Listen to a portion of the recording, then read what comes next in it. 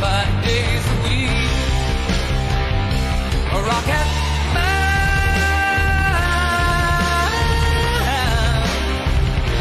a rocket man.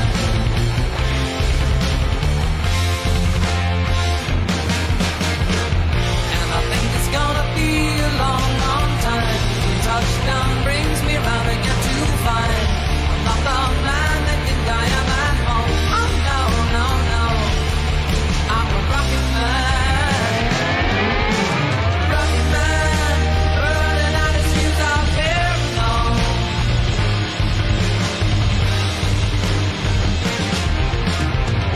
And I think it's gonna be a long, long time. Touchdown brings me round again to find I'm not the man that think I am at home. Oh no, no, no, I'm a rocket man. Rocket man, burning out his fuse out there alone. And I think it's gonna be a long, long time. And I think it's gonna be a long, long time. And I think it's gonna be a long, long time. And I think it's gonna be a long, long time. And I think it's gonna be a long, long time. And I think it's gonna be a long, long time. And I think it's gonna be a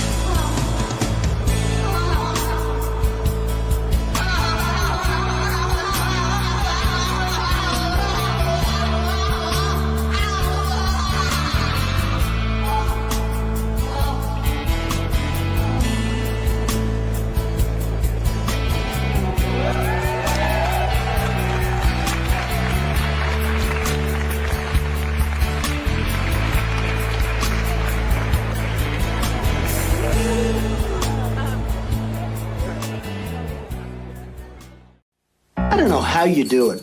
I put together some really impressive deals. But this thing you've pulled off, it's amazing. A big and tasty for just $1? How do you do it? What's your secret?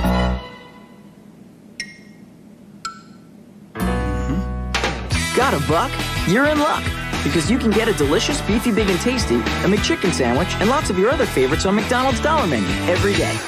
Together, Grimace, we could own this town.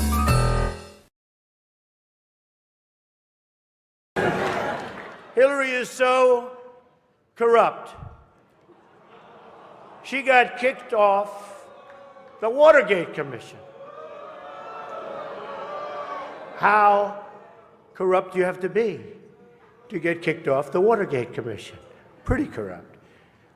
Hillary is and has been in politics since the 70s. What's her pitch? The economy is busted. The government's corrupt. Washington is failing. Vote for me. I've been working on these problems for 30 years. I can fix it, she says. I wasn't really sure if Hillary was going to be here tonight because I guess you didn't send her invitation by email. Or maybe you did and she just found out about it through the wonder of WikiLeaks. We've learned so much from WikiLeaks. For example, Hillary believes that it's vital to deceive the people by having one public policy and a totally different policy in private. That's okay. I don't know who they're angry at, Hillary, you're right.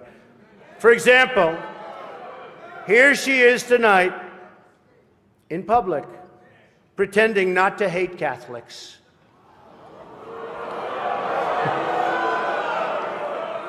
Now, if some of you haven't noticed, Hillary isn't laughing as much as the rest of us. That's because she knows the jokes. And all of the jokes were given to her in advance of the dinner by Donna Brazil, which is, everyone knows, of course, Hillary's belief that it takes a village, which only makes sense, after all, in places like Haiti, where she's taken a number of them.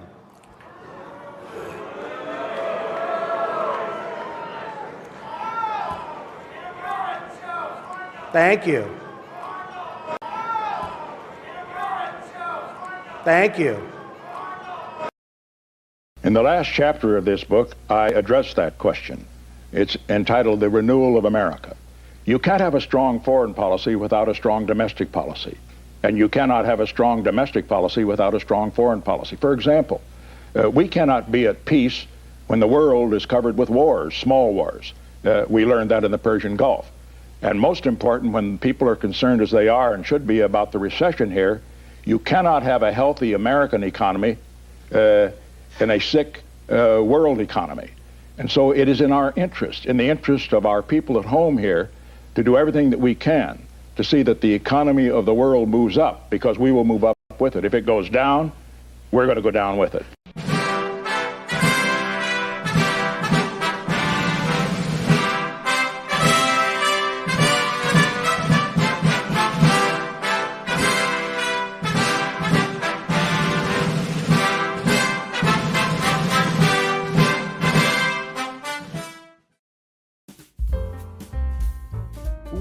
Welcome and good evening, everyone. Welcome to D-Rex, Starving Autist, James Campisi, Corey Flockstra, See No Evil. We got Jaw411, we got Interdimensional Lizard, we got Uncle Sham, we got Manu, we got King Yeti in the house. Guys, welcome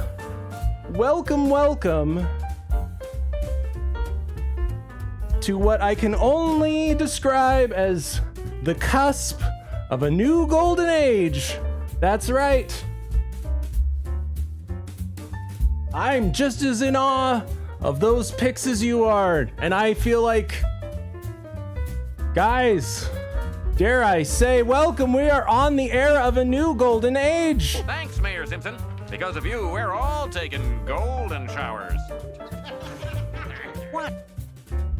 You're gonna all be taking golden showers in the new golden age. Oh my God. I don't know what kind of witchcraft was done behind the scenes. Now, Bob Dole will read from the Necronomicon. Azak, Gazuri, Galaneth, Maledictu, Nosferamus, and Principe. Unreal. If you had asked me 6 months ago, if you had said, Spirit, who do you think Trump is going to put in his cabinet? I would have probably put my money on safe, Goldman Sachs approved,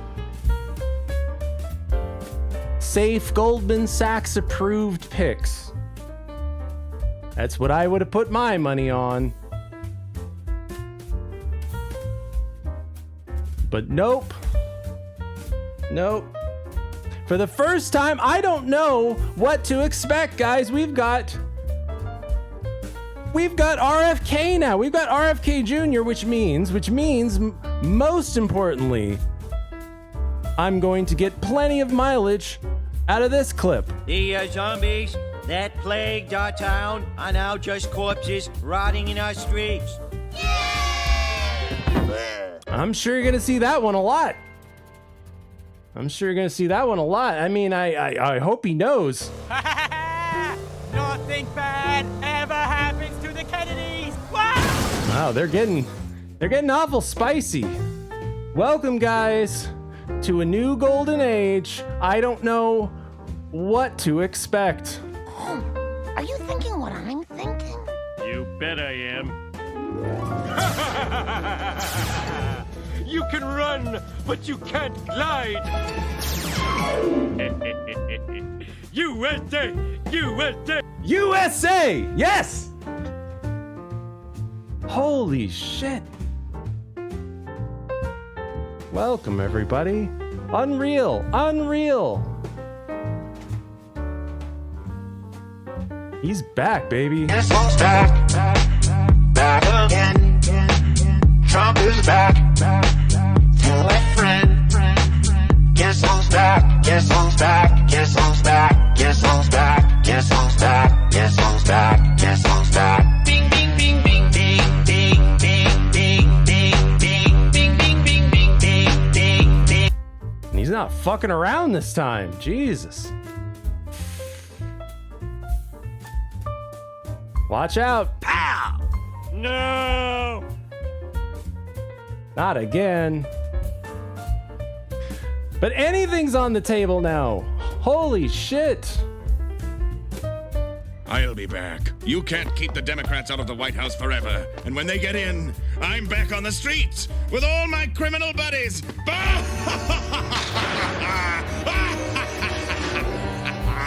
And since we're just throwing ideas at the wall here, if we're just out for blood and up for anything, then let me put it out there. It is your constitutional right to concealed carry Apache attack helicopters. That's right. It is your constitutional right to conceal carry an Apache attack helicopter.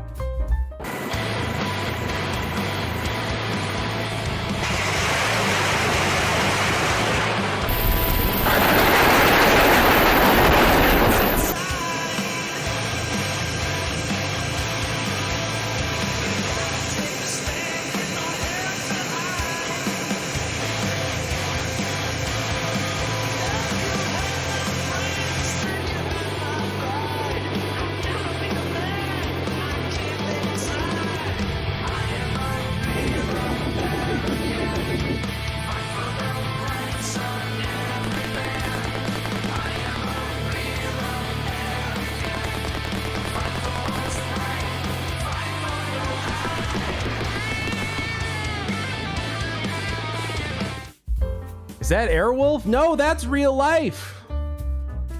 That's what we're gonna do to the Middle East.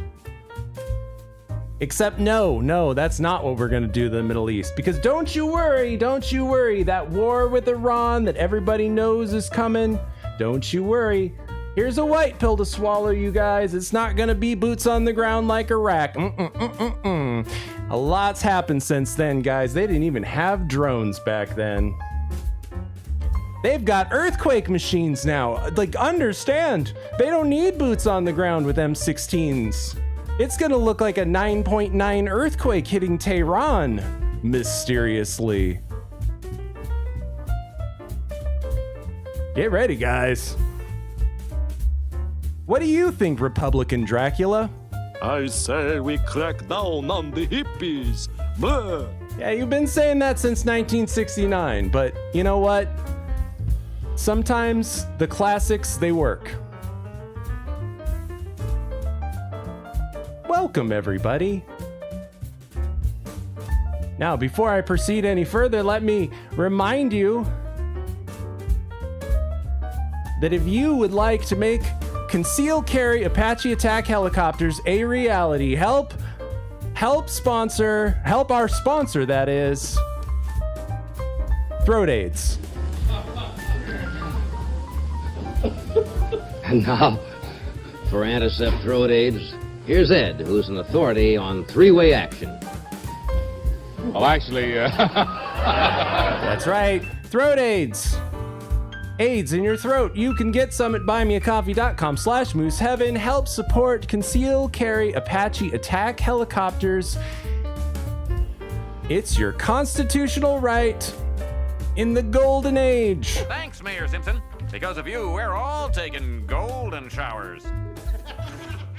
What? I don't know, guys. Unbelievable. I never thought I'd see it in my lifetime. I never thought I'd live to see the day. I never thought I'd live to see a dream team lineup like this. And I'm of course talking about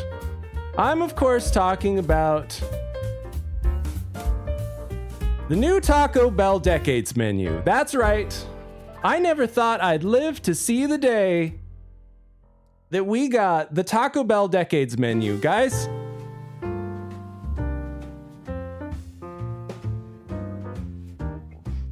we suffered through 4 of the shittiest years ever in history.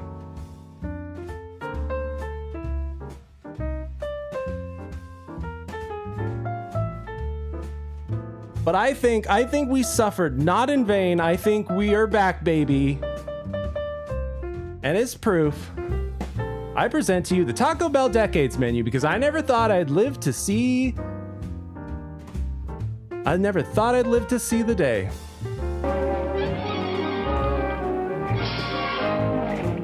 Well, now I've seen everything. Every one a banger. Every item a banger. Look at that. You've got your classic tostada from the 60s. Classic. Why they took that off the menu? I don't know. It's their cheapest item. It's just a tortilla, some beans, some salsa, some cheese, and some lettuce. I don't know. It's pennies on the dollar. I don't know why they ever took it off the menu to begin with. Then you've got your green burrito. Holy shit. Holy shit, that's where it's at, is the green salsa burrito. That's what I'm talking about. Finally, we're taking care of business. Whoa. They're remaking Indiana Jones without Harrison Ford. You can't do that.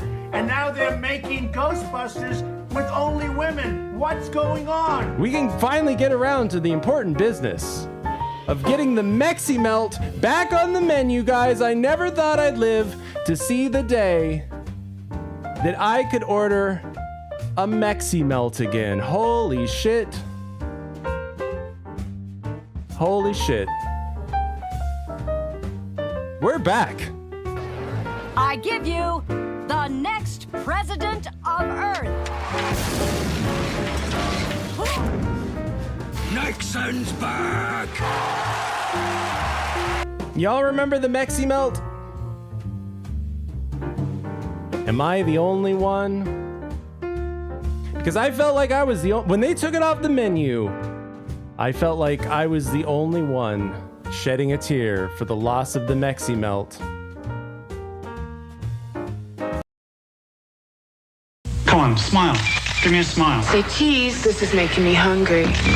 There's one place you can get a lot of cheese for just 99 cents. Taco Bell introduces Mexi Melt. Real cheddar, Monterey Jack, ground beef and zesty pico sauce. Together, melted in a warm flour tortilla. The new Mexi Melt, only 99 cents. Taco Bell has your order. Make a run for the border. I see what you did there, Taco Bell. See, this is all part of the plan. This is all... Let me give you the lowdown on this. But I want jazzier music. Let me give you the real scoop, the real lowdown on this new golden era. Thanks, Mayor Simpson. Because of you, we're all taking golden showers. What? And Mexi Melts are back on the menu, and let me explain to you why. This is all part of the plan. The mainstream liberal news isn't going to tell you the truth.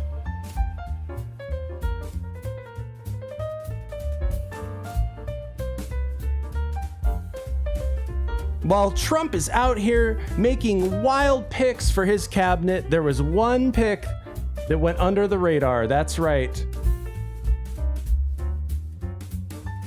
That's right.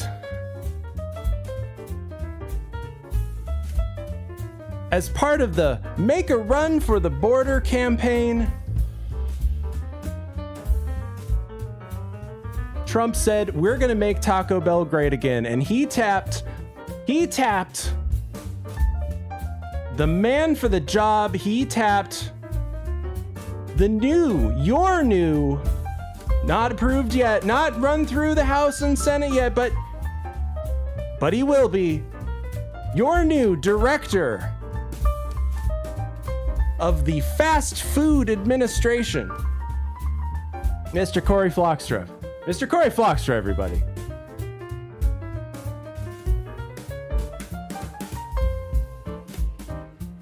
That's right. He had a lot of catchphrases. And Trump said, Corey, we need to do something. We need to do something about America's fast food.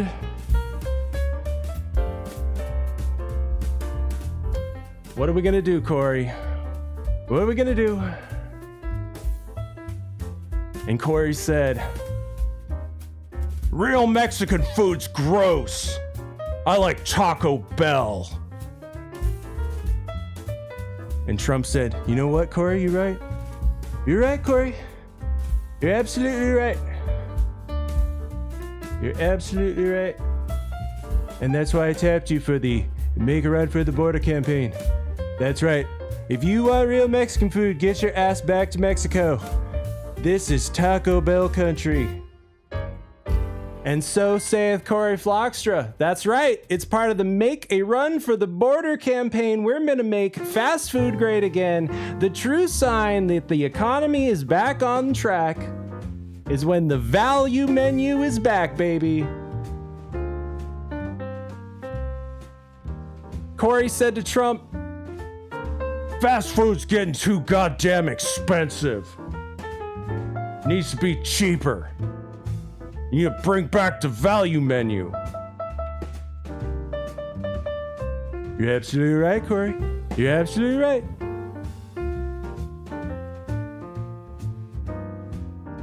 You're absolutely right. Corey, while you have our future president's ear, can you put in a good word for me? Because am I the only one that remembers the Texas sandwich, the Texas taco sandwich? Am I the only one that remembers the mouthful of a name, the Texas taco sandwich?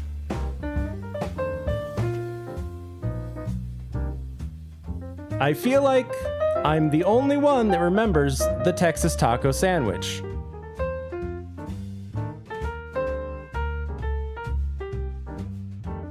It had a zesty chipotle barbecue sauce in a flatbread tortilla.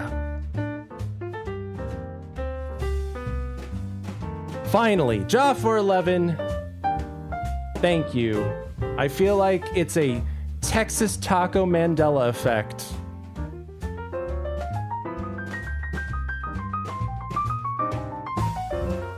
So as part of the Make a Run for the Border campaign, Corey, could you put in a good word?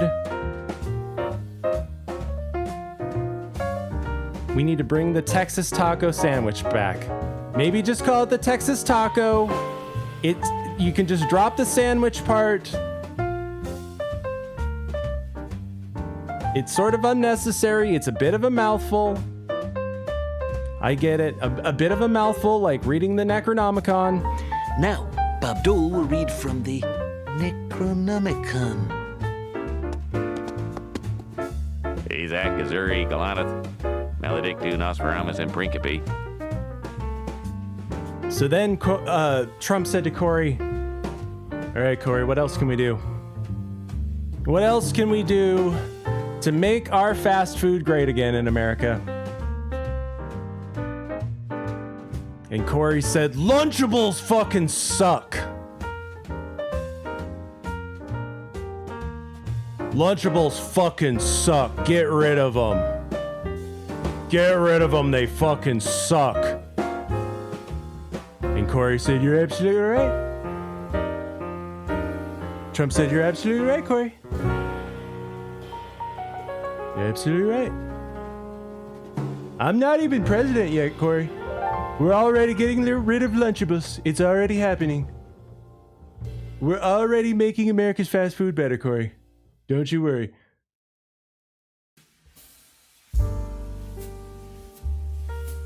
We're back on track, guys. A golden era. A new golden era. I'll be back. You can't keep the Democrats out of the White House forever. And when they get in, I'm back on the streets with all my criminal buddies.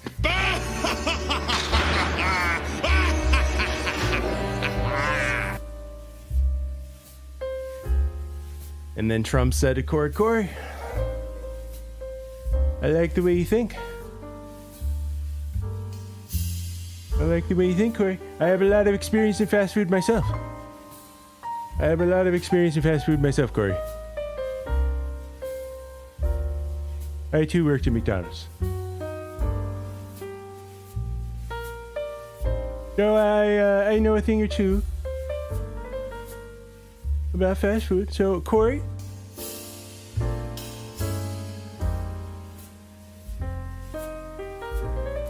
What else can we do? I feel like my Trump impression's turning into like a Bill Murray in Caddyshack. And then Corey said, I went to Subway the other day. And it fucking sucked. There was no meat on my sandwich. They didn't put any fucking meat on my sandwich. Tell them to put more fucking meat on my sandwich. You're absolutely right, Corey.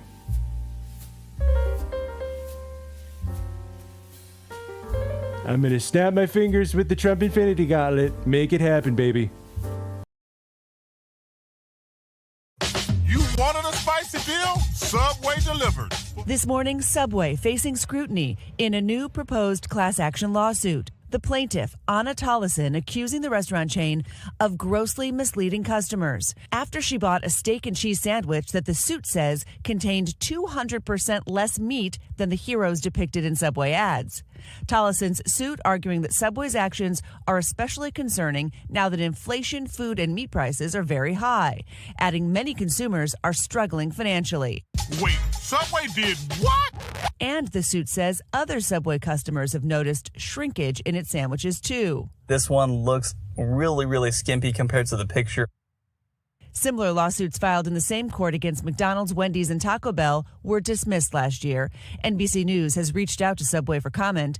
With more than 20,000 U.S. locations, this isn't the first time Subway has come under fire for not meeting customers' expectations, like this mystery meat lawsuit filed in 2021. Two California residents sued the restaurant chain, claiming that an independent test of the ingredients revealed that the sandwiches are made from, quote, anything but tuna. Always a bad day when you have to launch an independent Anything test to but prove that the tuna. tuna is in fact tuna. Yeah. A separate lawsuit argued Subway's famous foot-long sandwiches were not actually a foot long. Both of those cases were eventually dismissed. Where the chicken at? Where Over the summer, chicken at? another Where the chicken at? Corey, as the new director of the Fast Food Administration, I feel like this needs to be our new catchphrase. Where the chicken at?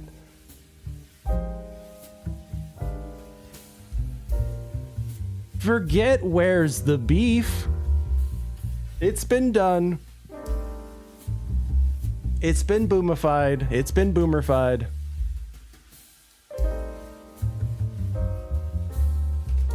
This is a new golden era. Thanks, Mayor Simpson. Because of you, we're all taking golden showers. What? And in the future,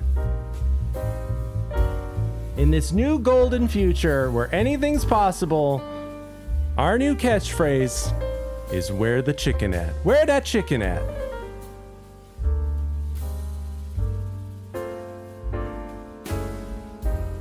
Can you make that happen, Corey? Where that chicken at? Anything's possible. I don't know. Homer, are you thinking what I'm thinking? You bet I am. You can run, but you can't glide. USA! USA! Corey said to Trump, he said, that's not a foot long. Oh, that's not a foot long. I know because it's nowhere as near as big as my dick.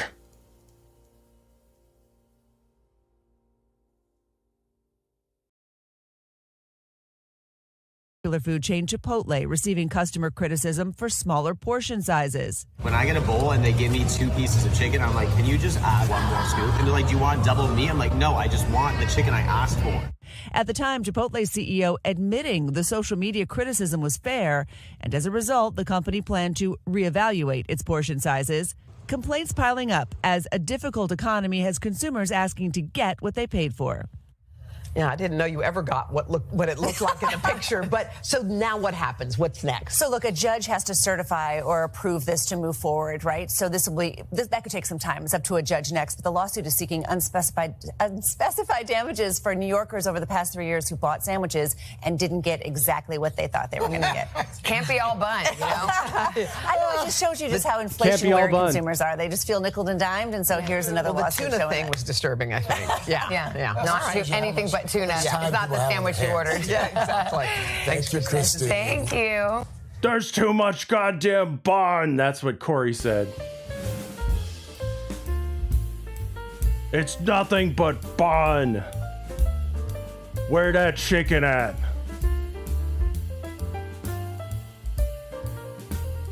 Guys, I never thought I'd live to see the day. We're back. Guess who's back? Back again. Trump is back. Tell a friend. Guess who's back? Guess who's back? Guess who's back? Guess who's back? Guess who's back? Guess who's back? Guess who's back? Bing, bing, bing, bing, bing, bing, bing, bing, bing, bing, bing, bing, bing, bing, bing, bing, bing. Subway's bread does suck. It's awful. But you know what? Not anymore. Not in this future golden era that we're moving into.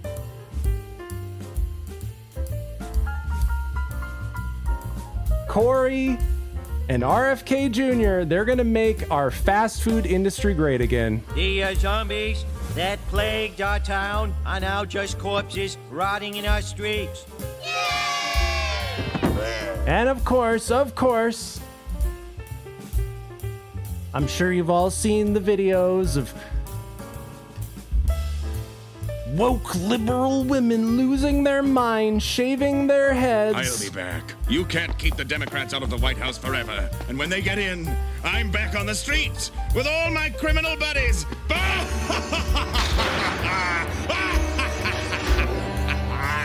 I don't think they're big fans of this new golden era that we're moving into. What do you think, Republican Dracula? I say we crack down on the hippies. Blah. A classic, I agree. Shaving their heads. They're eating cats, they're shaving their heads, and it would be weird. If, I don't know, it was some kind of beauty trend in China for women to be shaving their heads to avoid beauty duty.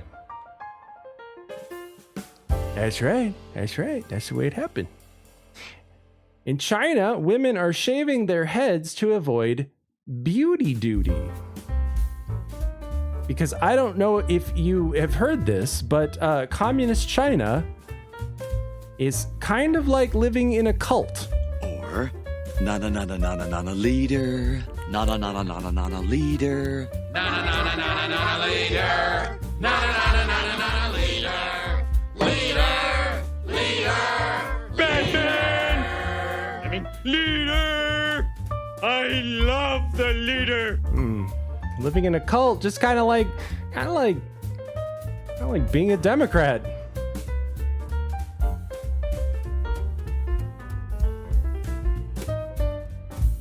And I'm not chucking you. I'm not jiving you. The women are shaving their heads in China. The China women are shaving their heads. What the fuck are you talking about? The Chinaman is not the issue here, dude. I'm talking about drawing a line in the sand, dude. Across this line, you do not. Also, dude, Chinaman is not the preferred nomenclature. Asian American, please. The Asian Americans are shaving their heads, they're eating the cats, they're shaving their heads. And when Mao proclaimed in 1968 that women hold up half of the sky, he couldn't have foreseen the shape of feminism in China today. Across the country, young women are shaving their heads, foregoing makeup, and wearing loose-fitting clothing in a rejection of what they call beauty duty. The strict cultural norms that dictate how women should look, and the burgeoning movement is unfolding on a local social media platforms such as I'm not even gonna try and pronounce that, and Weibo. Weeaboo. Where young feminists share before and after photos of themselves swapping their long hair, contact lenses, and makeup for buzz cuts, glasses, and nude faces using the hashtag BeautyDuty.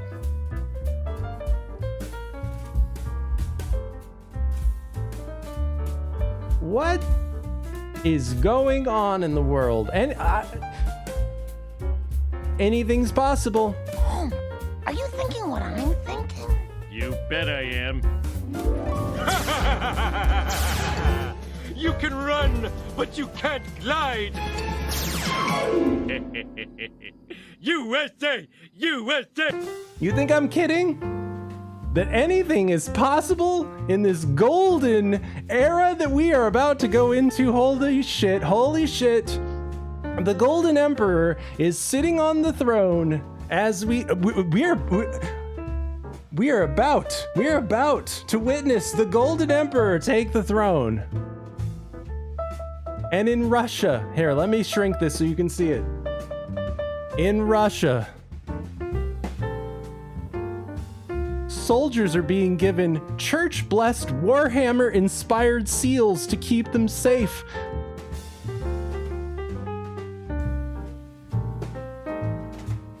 In Russia, soldiers are wearing actual Warhammer 40k purity seals with prayers from the Bible that have been blessed by Eastern Orthodox monks.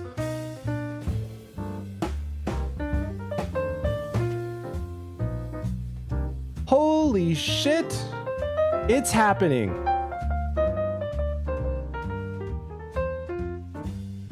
The Golden Emperor is ascending. Thanks, Mayor Simpson. Because of you, we're all taking golden showers. You think I'm kidding? You think that we're not all gonna be taking golden showers? Look at this.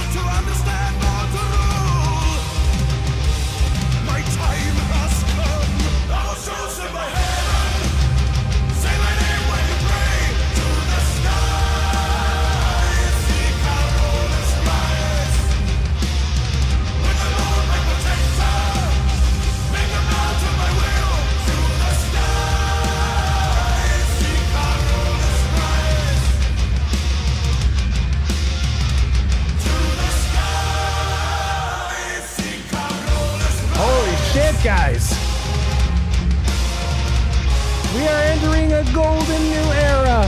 Hit like for the Golden Emperor. For the Golden Emperor to ascend to his throne.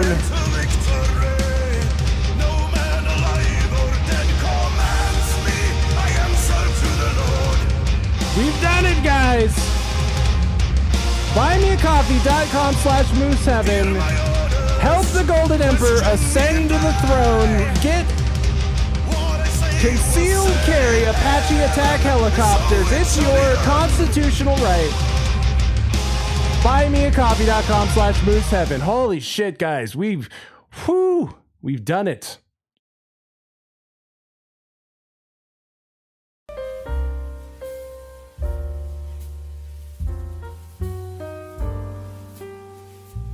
This is sad music. I don't want sad music. There we go.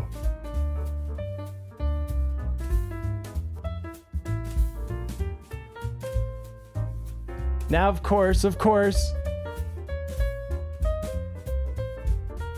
some people, right? Slanesh, Nurgle, Zeech and Korn.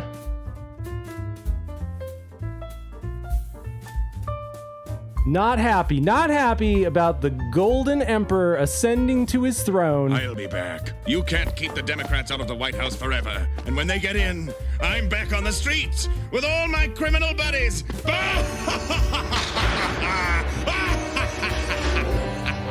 We've struck a blow against chaos. Now, Abdul will read from the Necronomicon. Bezak, Azuri, Galaneth, Maledictu, Nosferamus, and Principe. What do you think, Republican Dracula? I say we crack down on the hippies. Blah. You know, we need to crack down on the cartels. That's gonna be a priority. That's gonna be a priority in this new golden era. All right, the targets of Donald Trump's ire across the country and around the world are scrambling to prepare for what happens after he retakes office. And that includes the mullahs of Iran and, of course, the cartels of Mexico. Mass deportations and military force against the cartels are just two things that Donald Trump has promised during his campaign. And with that comes the concern that the cartels will try to use the opportunity between now and Inauguration Day to smuggle as many people as they can across the border. That means the possibility of a surge in smuggling, and that's just people. Don't forget about the drugs. News Nation's checking in at three busy border sectors, the Tucson, El Paso, and Del Rio sectors, to see what is happening as these border states await the new Trump presidency. Border correspondent Allie Bradley joins us live. Allie, what are you hearing in these border towns now that the election's over? Yeah, hey, Elizabeth, we're already seeing things actually ramping up here. So where we are, we're now in the El Paso sector. We're in Sunland Park. This is technically New Mexico. We are literally standing on the border with Mexico. So this is Mexico right here. This is where the wall ends. You can see the boundary here. The wall just ends. These people are running across. We just saw a guy literally clear these railroad tracks and disappear off into that community over there, which is Sunland Park. Now, when we come back around here, Chris, let's show them up here what this ridge looks like. So, you guys, we've been watching smuggling vehicles and smugglers up on this ridge. This is where we see them operate every day that we're down here. And these are kind of like makeshift stash houses. They're going to bring illegal immigrants in there, leave them in there for a couple hours until they have clearance, basically a green light to go. And then they'll send them down and they run into that community. So, speaking of stash houses, look what we experienced yesterday in the Tucson sector. This is another busy sector here as we visit 3 sectors in 3 days. We were there as law enforcement were searching a home. We're actually carrying out a warrant, a search warrant. You can see their guns drawn here. You can see in this situation in Cochise County where human smuggling is ramping up, these people were in a stash house. So there was 9 individuals from Mexico in a detached garage in the back. Now, this detached garage couldn't have been bigger than a 1-car garage. 9 people were in there, 3 women, 2 juveniles. There was clothes scattered all over the place, food discarded. The smell was just putrid. I bet there were Mexicans there. And these weren't conditions that you would wish on your worst enemy. So what is happening there? We were only about 100 yards from the border wall. Take a listen to what the sheriff had to say about what the cartel is doing and what they're going to be doing. They're going to push hard right now, the cartels. They know they have to. They have a president. Oh my God, your audio is terrible. Clear, and based on his track record, he will secure this border. He'll declare it an emergency based on what we've had for the last 4 years, and which means it'll seal that border. So the cartels aren't stupid. It's a business. They're going to be pushing their dope through here, their illicit drugs, you name it, to include trafficking people, smuggling people. So, Elizabeth, the cartel's a $13 billion a year industry. Back in 2018, it was $500 million. They were moving drugs then. Now they figured out people are very lucrative. So, yeah, we're probably going to see them pushing more people across and more smuggling once Trump gets in because they're not going to be able to walk across anymore. We're heading to the Del Rio sector. $13 billion industry. I wonder if a $13 billion industry might have any sway over politics. I'll be back. You can't keep the Democrats out of the White House forever. And when they get in, I'm back on the streets with all my criminal buddies.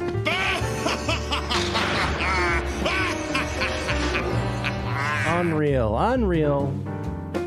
If the pharmaceutical industries can buy off politicians, why can't the drug cartel? If it's a $13 billion industry.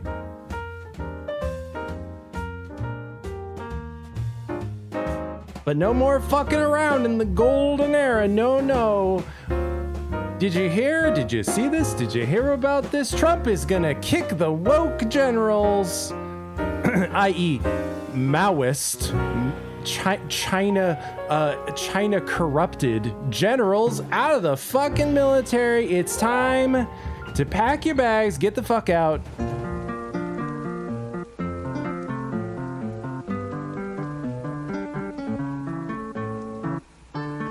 Don't you know another tune? Get out of here! Also looking forward now, changes could be coming to the U.S. military once President Trump retakes the oath of office here in 70 days. As Congress appears set to be Republican-controlled, some of the current Pentagon policies could be on their way out. This comes as we learn President Trump had overwhelming support from veterans and current service members. News Nation's Tom Dempsey joins us live from the World War II Memorial in D.C. this morning. And Tom, I thought this was interesting. 6 out of the 10 voters who described themselves as veterans supported President Trump and his campaign. What more do we know about his plans for the Pentagon and also Veterans Affairs? Hey, good morning, Marky. Well, this morning it appears likely Republicans will win control of Congress. And with President-elect Donald Trump set to take office in January, the U.S. military may see changes in the next few months ahead. In particular, we may see a ban put back in place on transgender Americans being able to openly serve in the military during his... Holy shit, we're fucking back, boys.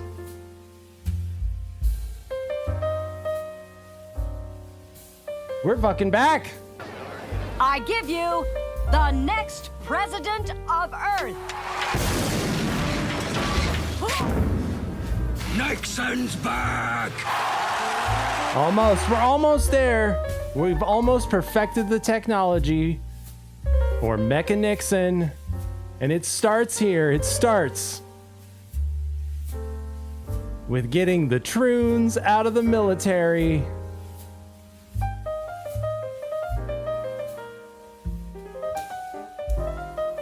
No shit. They're gonna do it. Fucking do it. Military strongman. Military strong men.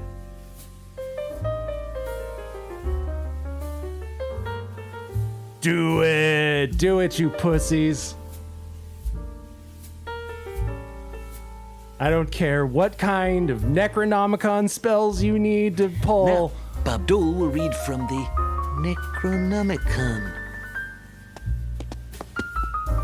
Azak, Azuri, Galaneth, Maledictu, Nosferamus, and Principe. Do it!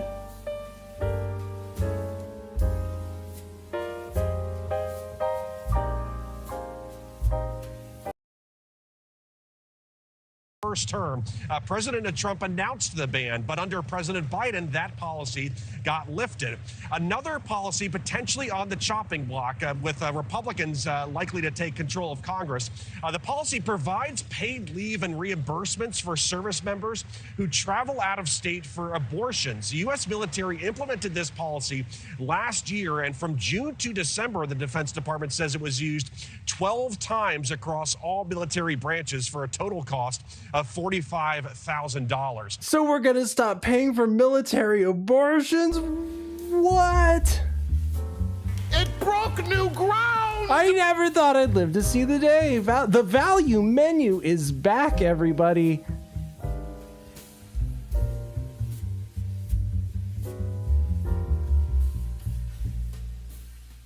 Holy shit. Guess who's back? Back again. Trump is back. Tell a friend. Guess who's back? Guess who's back? Guess who's back? Guess who's back? Guess who's back? Guess who's back? Guess who's back? Bing, bing, bing, bing, bing, bing, bing, bing, bing, bing, bing, bing, bing, bing, bing, bing.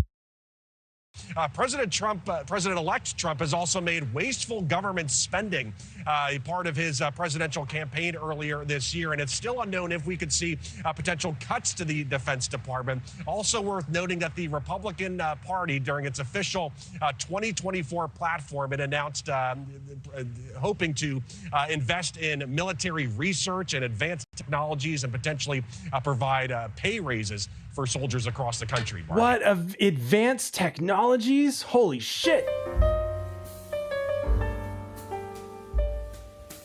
Advanced technology? I like where this is going. It broke new ground! What about robot dogs? We could get robot dogs to patrol Mar-a-Lago. Did you see this?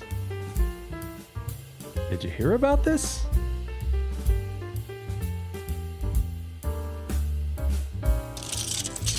What? Yeah!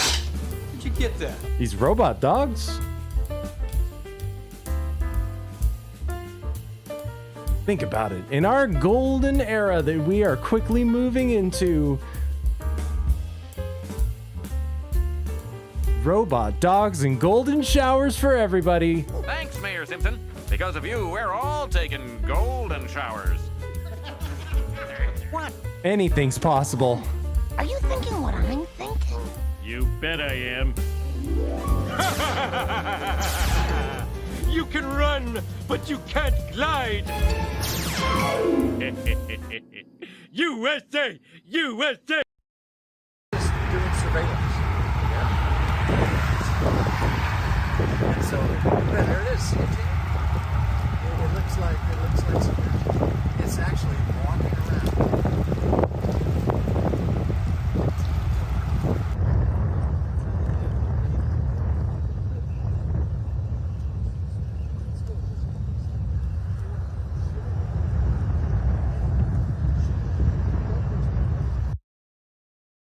That's why I'm saying, guys, the technology is almost perfected. We are only, dare I say, 4 years out. Dare I say, one more election cycle out from bringing him back. I give you the next president of Earth. Nixon's back! We've almost perfected the technology to bring back Becca Nixon. And you can help perfect that technology. buymeacoffee.com/mooseheaven. We need Nixon now.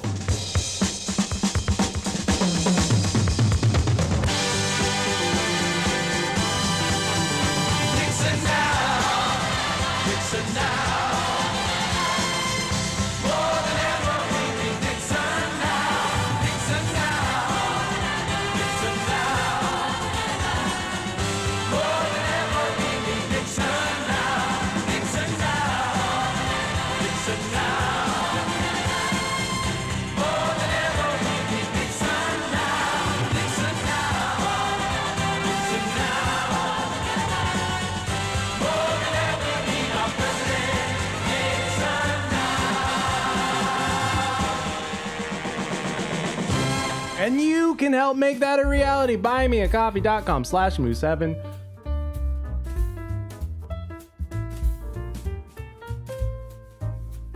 We're gonna bring back Mecca Nixon.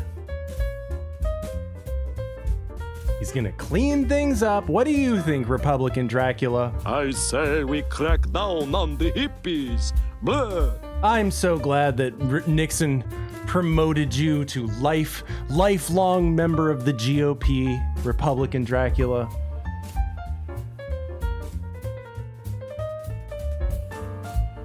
Now I'm gonna be real. I do have limited reservations about some of the cabinet picks. I have limited reservations.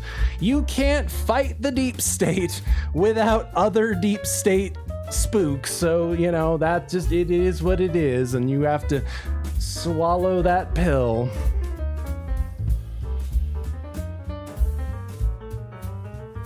You just have to swallow that pill and bring back G. Gordon Liddy. I agree. We're gonna get on that national defense. So let me explain it to you this way. National defense is like totally cranking. I mean, it's awesome to the max. I mean, like, it is primo radical bitchin' trip. It is radical bitchin' trip, and you need to get on it, this national defense. However, I have limited reservations. I'll say this. If I'm being really, really real, I don't hate Huckabee. I don't hate Huckabee as a choice for ambassador to Israel. I don't hate. Like, there are plenty of worse picks. I don't know if he's right for the job. And what I'm saying is he's not Jewish. Yep. What I'm saying is, if you are gonna have an ambassador to Israel, you should have a Jew in there. If you are representing the United States to the government of Israel, you should be part of the tribe. They're just gonna not take you seriously if you're not. I'm sorry. It's just the way it is. Realpolitik. If you're going to come at Israel and tell them, on behalf of the United States, we would like this, that, and this, it's gonna come off a lot better if you're one of them. Look, Israel, I know what you're going through. I know the tough position that you're in. I understand. I get it. I understand the position that you're in, Israel. Of course I do.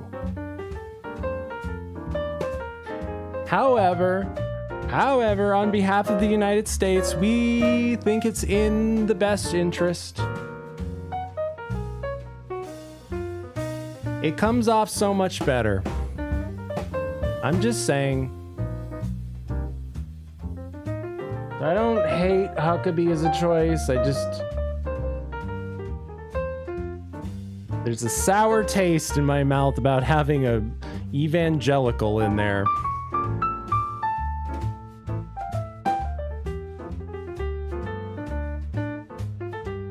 I just have a sour taste in my mouth about the kind of evangelical witchcraft. Now, Abdul will read from the Necronomicon. Azak, Gazuri, Galanus, Maledictu, Nosferamus, and Principe. Now, other limited reservation I have, but it's less of a reservation, more of I told you so. Tulsi Gabbard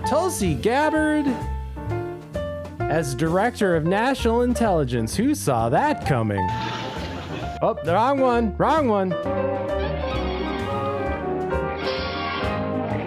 Wow.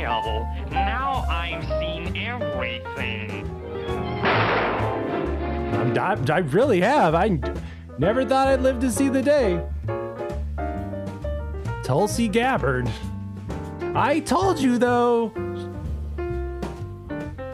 Skunk Lady is a spook. I told you that Skunk Lady was a spook. It doesn't make any sense to me that she's I think a lieutenant colonel.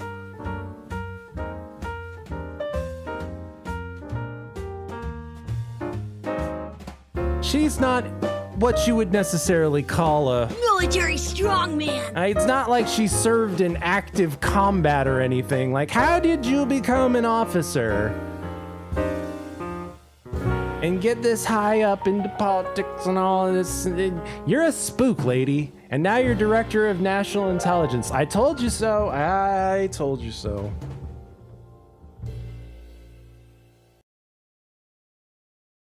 Here now, newly nominated Director of National Intelligence, Tulsi Gabbard. Well, first of all, congratulations. Skunk Lady. Tulsi, we're all very proud of you. Take us into the room or the airplane when this was offered to you. How did it go down? We had a great conversation and talked a little bit about the work that needs to be done. And I was grateful and honored to accept President Trump's offer to serve our country and support his objective to defend the safety, security, and freedom of the American people as the Director of National Intelligence. How do you think foreign capitals are taking your nomination and the nomination of other people in the national security apparatus? It's a good question. I think President Trump has already shown how active he has been in not waiting around for day one on January 20th or 21st, but he's already leading. He's already engaging with so many of these world leaders around the world on the phone constantly. And he's showing the kind of leadership that the American people voted for. Do you expect resistance from the inside? Because there was a lot of resistance in the first term. And how would you deal with that? The American people delivered quite an incredible mandate for change in this election, with the popular vote and the electoral vote overwhelmingly saying, hey, we want Donald Trump as president, and we've had enough of the Harris-Biden regime. Of course, there's going to be resistance to change from the swamp in Washington. I think that's kind of the point. The American people are saying, hey, stop looking at yourselves, stop focusing on your own power, your own position, your own bank accounts. How about we have leaders in Washington who are actually looking out for the American people? And on every issue across the board, that's really what it comes down to with what President Trump is trying to accomplish is we have to make sure that our government puts the interests of the American people first. How did you think the Biden meeting went today? It was interesting to see that Biden didn't seem to be able to stop smiling. That's what everybody's talking about, right? That guy couldn't. He looked like they put something in his ice cream.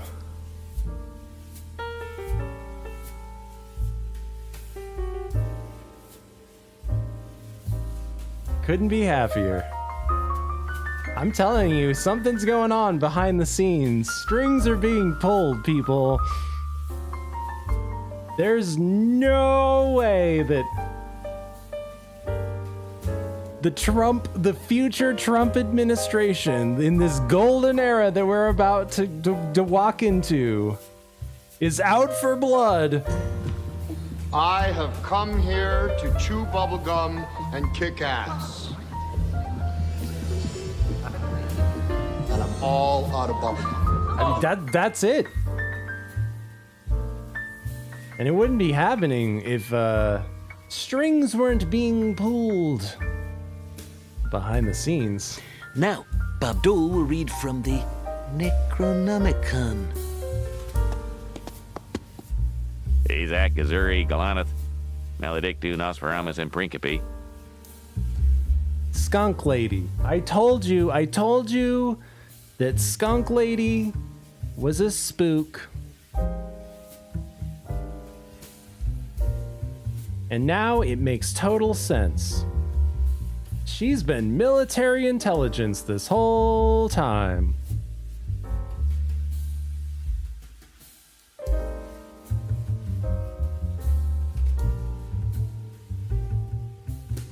And assuming that Pepe Le Pew doesn't carry her off in his arms,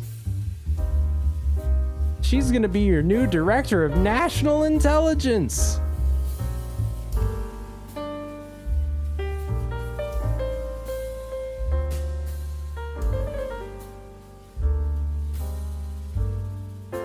But what if I were to tell you... But wait! There's more! We're gonna do a little mini deep dive here on Tulsi. Coffee, well, let me check. James Campisi bought a coffee. He said, "This is toward the creation of Nixon's mechanoid body. I know you have his cryogenically frozen hat." Look, I told you that in confidence, but thank you very much. James Campisi, you've unlocked the concealed carry Apache attack helicopter.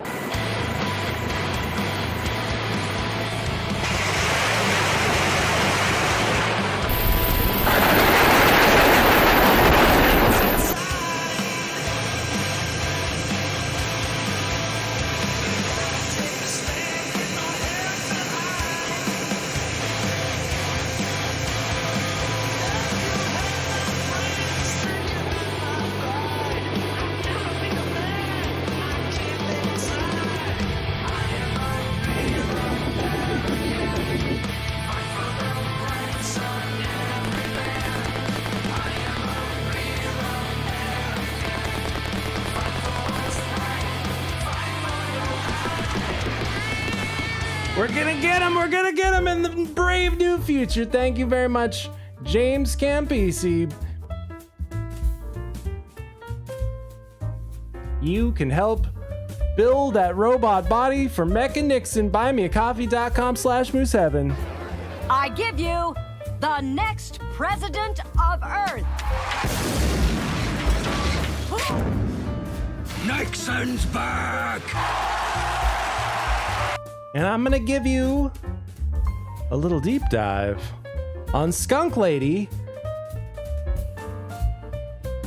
What if I were to tell you that Skunk Lady grew up in a cult? Or leader, leader.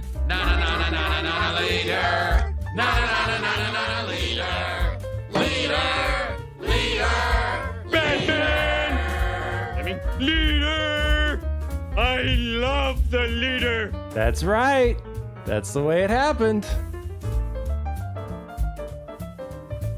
Skunk Lady here grew up in a cult, or maybe that's just me.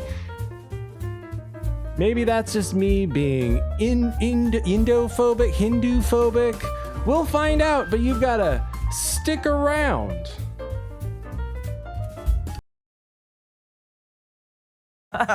for them to have sat there for what she said a couple hours and good. I'm glad that they sat there. They had a seemingly good conversation. President Trump, I'm sure, is eager to get to work and glad to be back there. What do you think Kamala's thinking right now? I can't even begin to venture how she's feeling right now.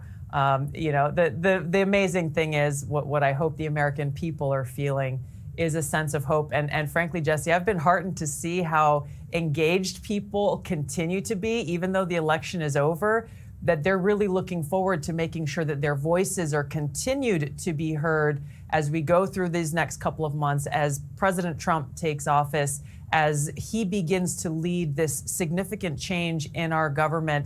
To me, this is what an active and thriving democratic republic looks like. It's not just centered around an election every 2 years or every 4 years. It's going to continue to require an active populace in this country in order to bring about this kind of change that makes sure we have truly a government of, by, and for the people. And you're going to be very active working alongside this team. You got Waltz, you got Radcliffe, you got Pete Hegseth, Marco Rubio. How excited are you, and what are the plans? I think a lot of us, I think we're all eager to get to work. There is so much to be done Meetings have already begun. So much to do. Look, anything is possible in this brave new world that we're going into. Are you thinking what I'm thinking? You bet I am. You can run, but you can't glide. USA! USA! And Skunk Lady, a former Bernie Sanders progressive. Never forget that Skunk Lady started out as a mainline Democrat. She quit the Democrats to become a Bernie progressive. Then she quit the Democrats altogether to become a Republican Trump supporter. Never forget. Old Skunk Lady here. Old Skunk Lady is going to lead us into this brave new future as Director of National Intelligence.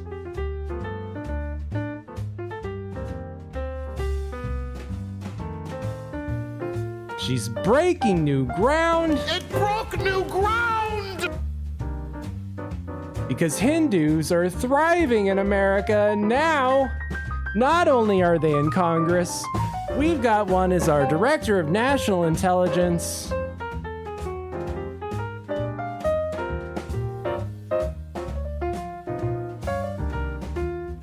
That's right. Did you all forget? Did they suppress it from your memory? That, oh yeah, by the way, Tulsi Gabbard, who's not Indian, not ethnically Indian, is a Hindu?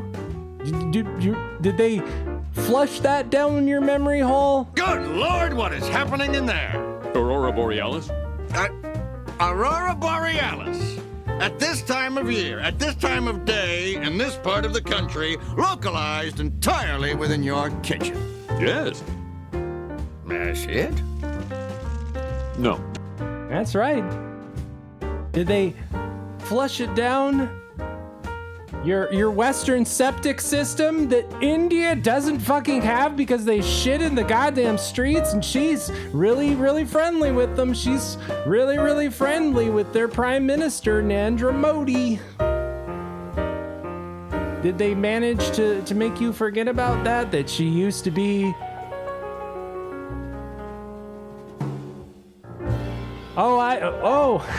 Thank you, Shrapnel. I'm glad you brought that up. Shrapnel says Hindu is just a religion like Christianity or Judaism or Islam. I don't know what your problem is. Well, it's not that Tulsi is just a Hindu. It's that her parents were part of the Hare Krishna movement. Now, why is that important? Because, well, one, we'll cut to the chase. Those guys are full of spooks. Always have been.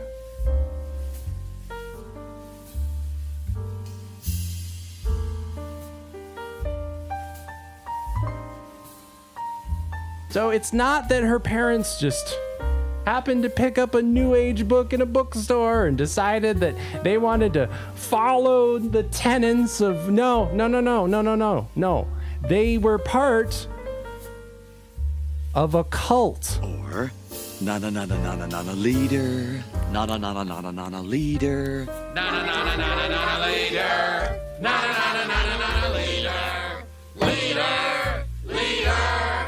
Batman! I mean Krishna! Na Krishna. Na Krishna. You think I'm fucking kidding? Shrapnel, I'm not putting you on blast. I'm answering your question. Why am I making a big deal of this? Because it's not just Hinduism. It's not just universal love, baby. I bring you love. It's bringing love. Don't let it get away. Break its legs. No, break its legs. Not a cult.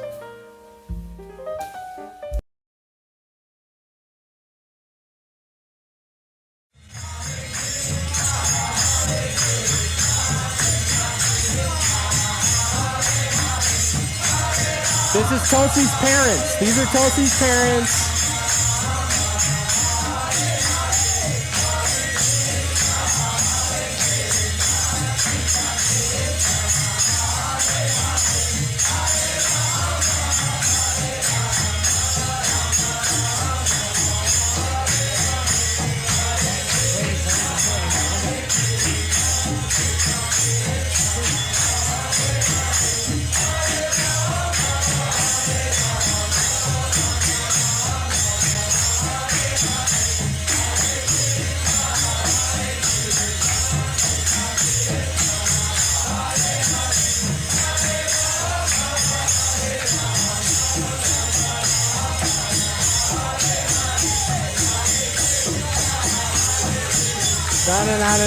Na Krishna, na Krishna. What? Here's the point I'm trying to make.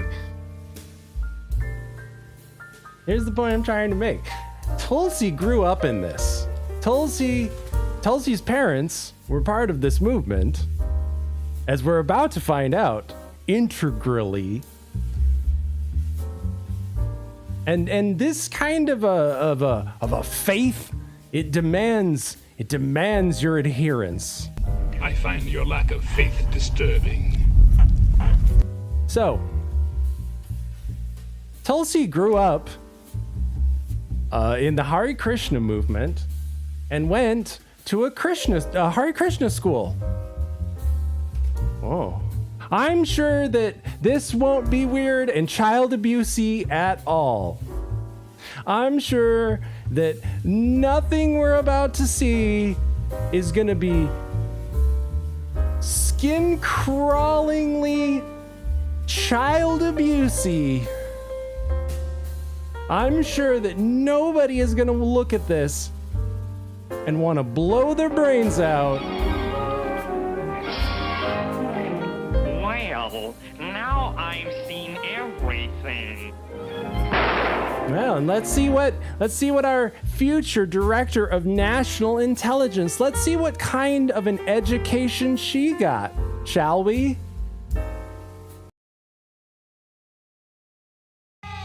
The schools were called Gurukulas. This one was in Los Angeles.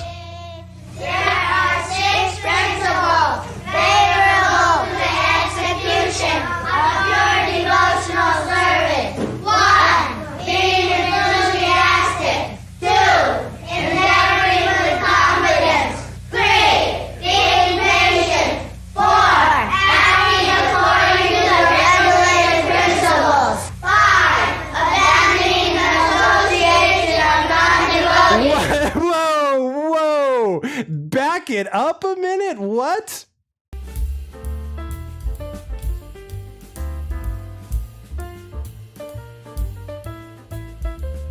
So we've got to live according to the revelated principles. I bring you love. It's bringing love. Don't let it get away. Break his legs. But you also have to disassociate yourself with anybody who doesn't follow the revelated principles. And this is totally not a cult. Or, na leader. Na leader.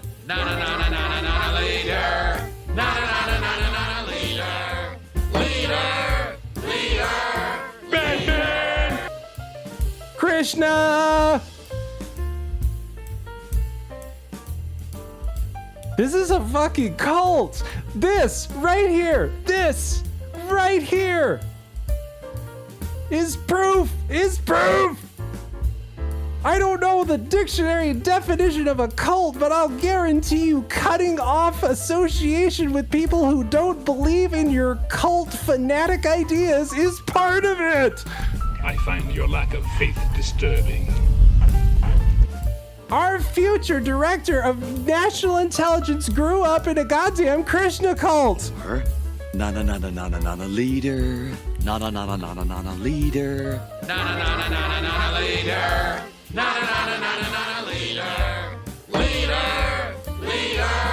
Batman! I mean, leader! I love the leader. Oh, I love Krishna. Oh, I love Krishna, and as you're about to see, strap in, folks. Ooh, it's about to get real bad. Oh, na Krishna.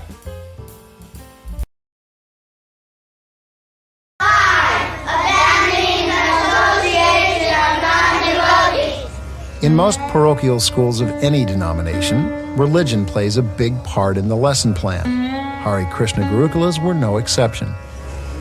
Who was Krishna exactly? I know. All right, tell me that. It's a great personality of Godhead. All right. Who was Krishna? He's God, and he lived 5,000 years ago on this Earth planet. Why did he come here? Why did God come here? To save all to kill the demons and save his devotees. Oh, Krishna's here to kill the demons, to wipe away the demons, and none of this is child abuse. This is not a cult. Na leader. Na leader. Na leader.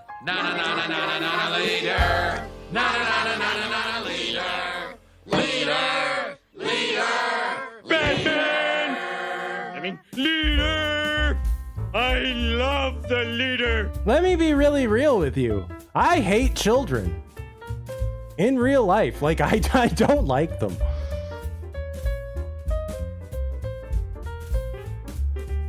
And watching that is difficult for me. That's child abuse.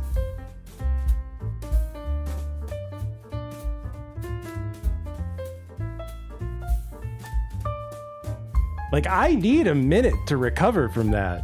Holy shit. Yeah, Hari Batman. Thank you, Corey. Corey Flockstra, everybody. Corey Flockstra has brought us this moment of zen. Thank you, Corey.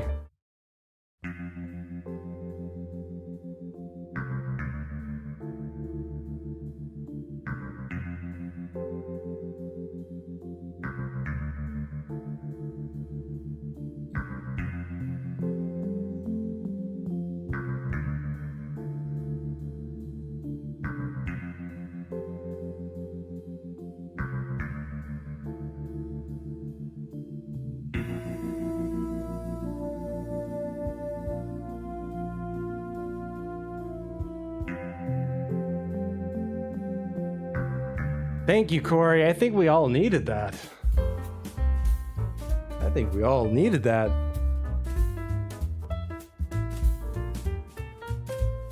Your future director of national intelligence, everybody. Krishna lived 5,000 years ago, and he's here to kill all the demons.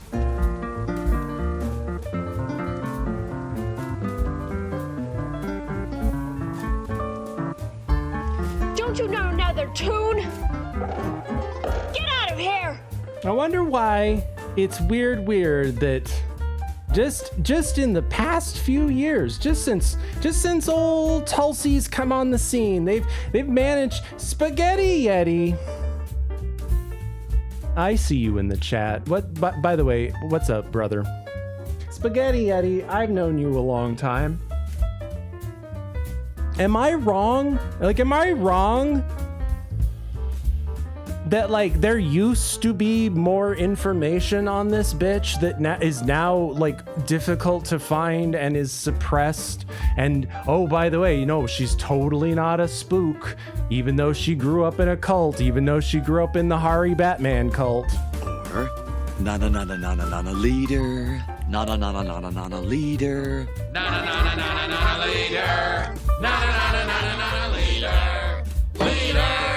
Leader. Batman! I mean, leader!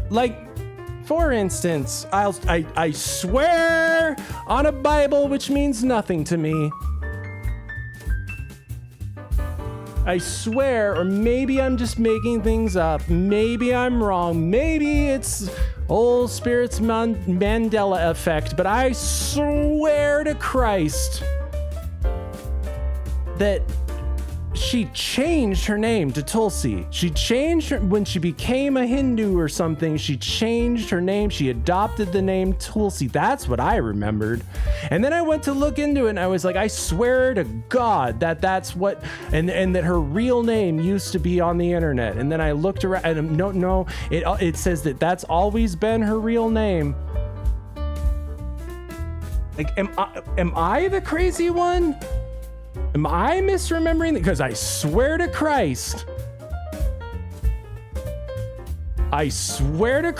that at some point you could just find it that she changed her name at some point when she joined the fucking cult that she was tied to. Tulsi Gabbard was tied to the Science of Identity Foundation, a controversial religious sect that some call an abusive cult. I had to use the Wayback Machine to find this one.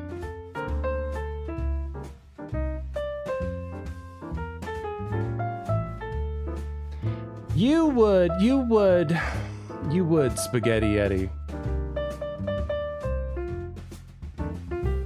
Or should I say, Pepe Le Pew? I'm on to you. Who else would be attracted to a skunk lady than another skunk? I'm on to you, Pepe.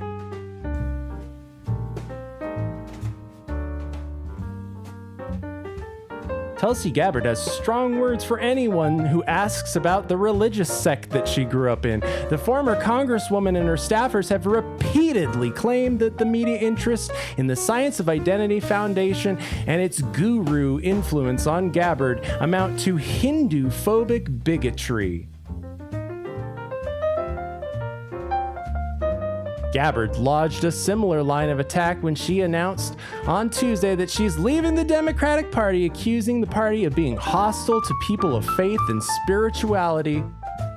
I can no longer remain in today's Democratic Party that is now under the complete control of an elitist cabal of warmongers driven by cowardly wokeness who divide us by radicalizing every issue. You used to be a progressive. You used to be a Bernie progressive. And now you're saying they're stoking the anti-white race, and that was you. That was you. You used to do that. Like, at least atone for your sins. Gabbard, who made history in 2012 when she became the first American Samoan and practicing Hindu in Congress, also denounced what she said were Democrats' open border policies and anti-police rhetoric. That was you! That was you 8 years ago. Gabbard has historically been reluctant to publicly speak about her spiritual journey in SIF, which has its roots in the Hare Krishna movement and exploded in the US in the 60s and 70s, but her upbringing in the religious group, cult, as well as her spiritual ties to its leader, Chris Butler, has left many wondering how it has shaped her beliefs, political or otherwise. So I'll give you the short version. This Chris Butler guy broke from the larger Hare Krishna movement. I find your lack of faith disturbing. He found their lack of faith disturbing, literally, and he broke from them and he started his own cult. He just started his own offshoot of the Krishna movement, and that's what Tulsi Gabbard grew up in.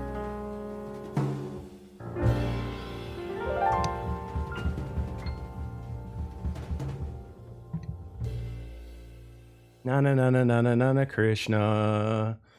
Na na na na na na na na Krishna. So I have limited reservations. I still think we're entering a golden age. Thanks, Mayor Simpson. Because of you, we're all taking golden showers. What? You'll be taking golden showers. You'll be gliding. Are you thinking what I'm thinking? You bet I am. You can run, but you can't glide. USA! USA! And Hare Krishna Skunk Lady is going to find out. She's going to get to the bottom of who leaked the highly classified Israel plans.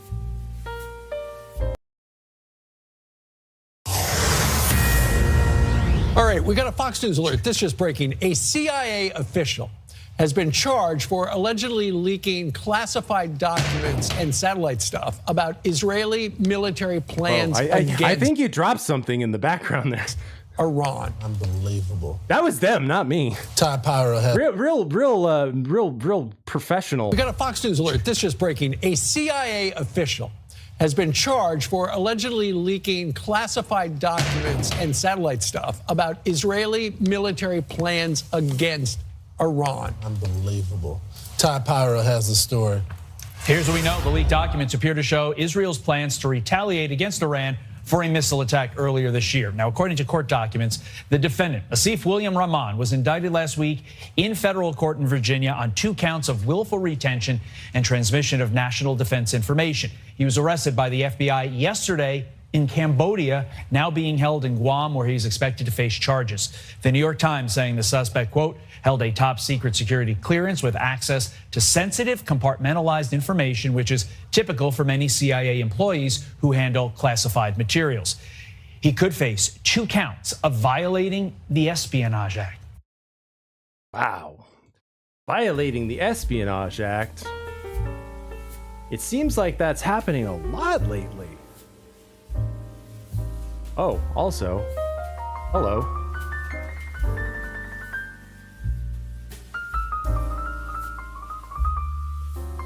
Na leader. Back to Live Now from Fox. We're going to take you out to some breaking news right now. A man who worked for the U.S. government has been charged with leaking classified information assessing Israel's earlier plans to attack Iran. This is all according to court papers that were filed today. That man has been identified. His name is Asif William Rahman. He was arrested by the FBI this week in Cambodia and was due to make his first court appearance in Guam. He was indicted last week in U.S. court in Virginia on 2 counts of willful transmission of national defense information, felony charges that can carry significant prison sentences. It was not immediately clear whether Rahman had a lawyer or which federal agency employed him, but officials say he had top secret security clearance.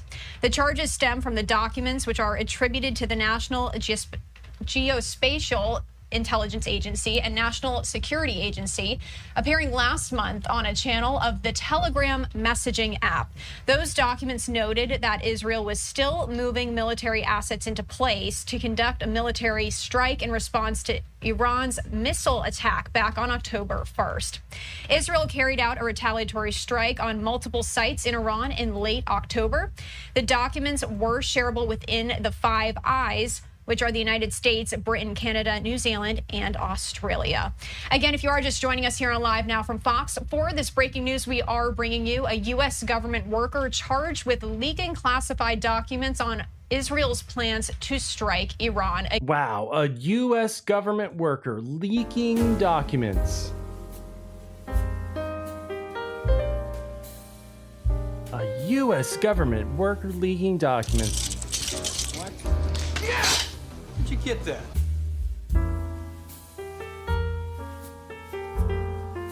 I mean, it's not like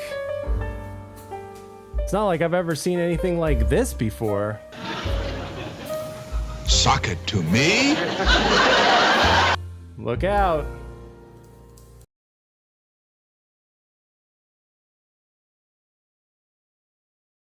Oh shit, I thought that there was music to this, sorry. I done fucked up. But that's okay. Cause so did this asshole. He fucked up by leaking documents, and now he's sentenced to 15 years on federal charges. This is the one that has the audio. I'm sorry.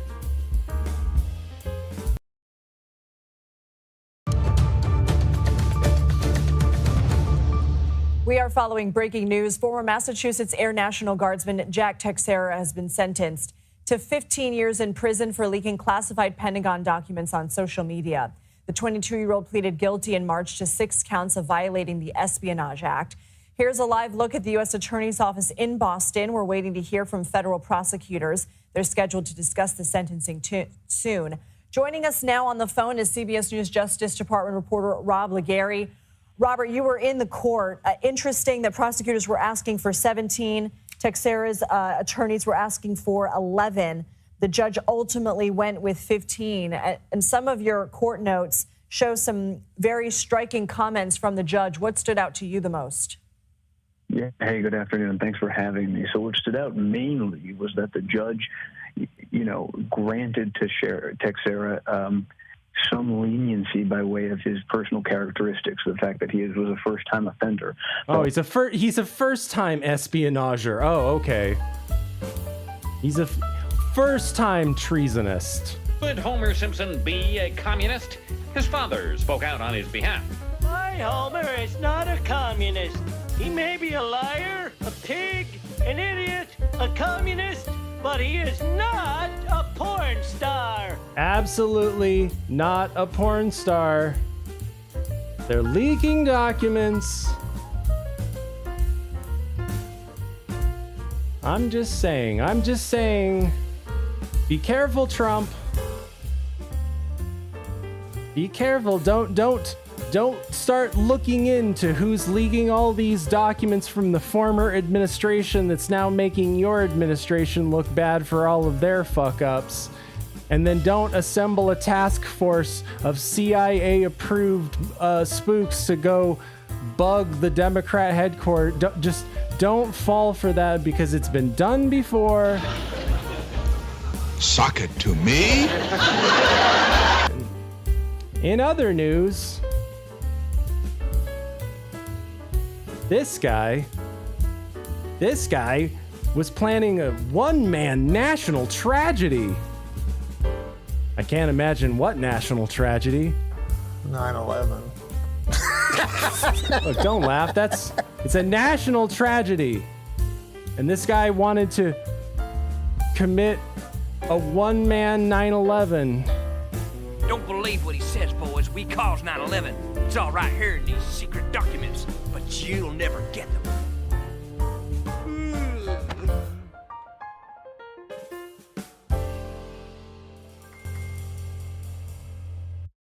And here on the 411, we're beginning with this. A Houston man accused of aiding the terrorist group ISIS. The feds say he admitted to bragging that he would commit a 9/11 style attack if he had the resources. Jason Miles is live from West Houston, where the suspect was arrested. Jason. Hold on. Let me think about this for a moment. What is your plan, sir? What's Hold on. This whole operation was your idea. And what is the idea? One man 9/11? Bro, if I had the resources, tell you what I'd do. Brother, if I had the resources, I would single-handedly hijack 4 planes, brother. Single-handedly, I'd hijack 4 planes.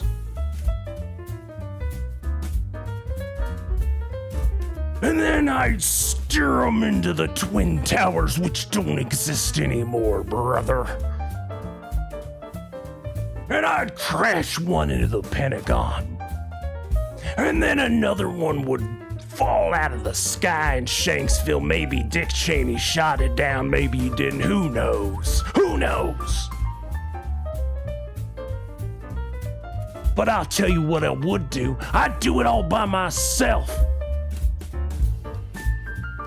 One man 9/11. I'm gonna bring the Twin Towers crumbling down. And that's the way it happened. That's why oh yeah. I'm here for it. Buzz Aldrin is here for it.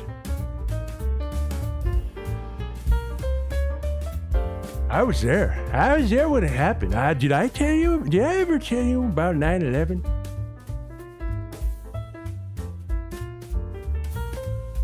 That old Buzz tell you about 9/11. You see, I was on the plane.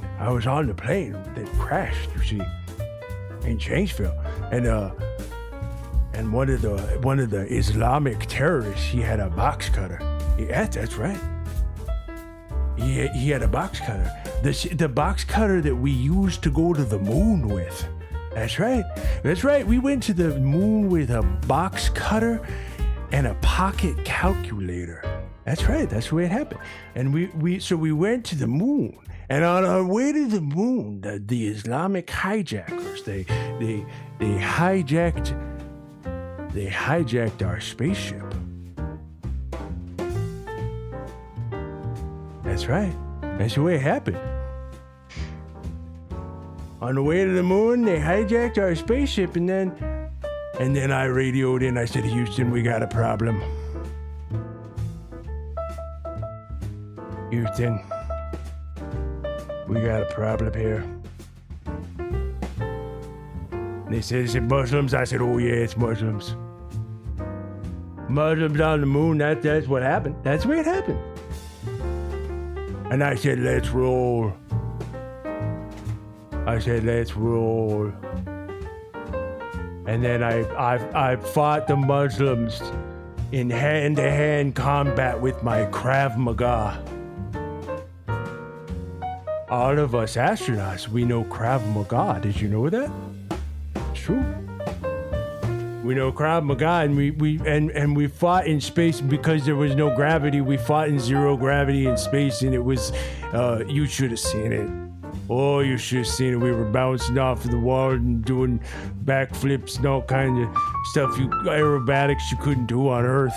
No way, no. What do you think, Republican Dracula? I say we crack down on the hippies. Blah. That's a good idea. But you know what else is a good idea? Not a good idea? You know what's not a good idea is trying to plan a one-man 9/11.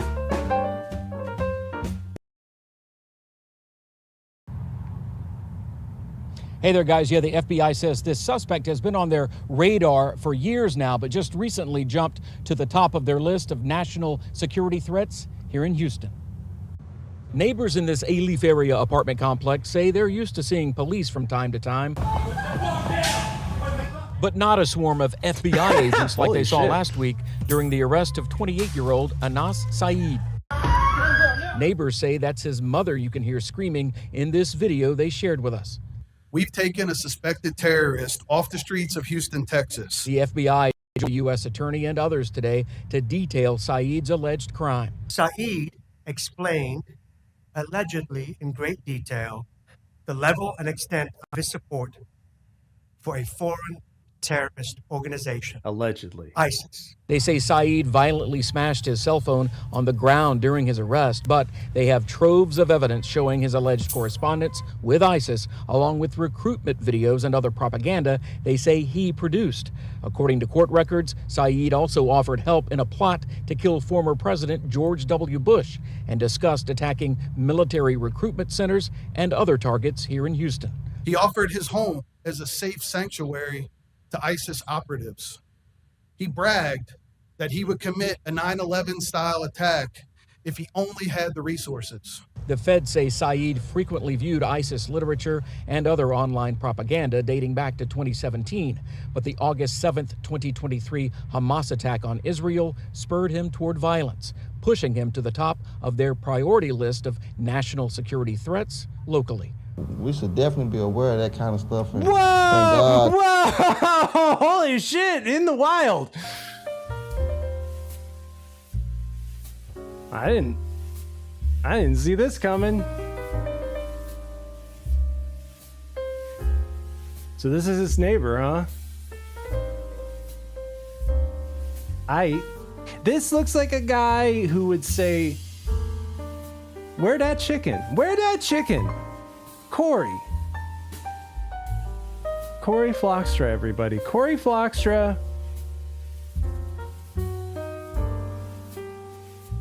Our new future director of the Fast Food Administration. This is your target audience, sir.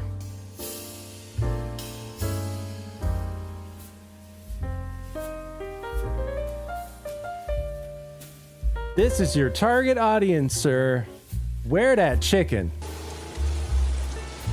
This is gonna take Cracker Jack timing, Wang. Gonna take Cracker Jack timing, Corey. And I'm telling you, if you want to make America great again, get that value menu back up on the drive-thru. Really get America back on track. Help bring Robot Nixon back to life. I give you the next president of Earth. Nixon's back!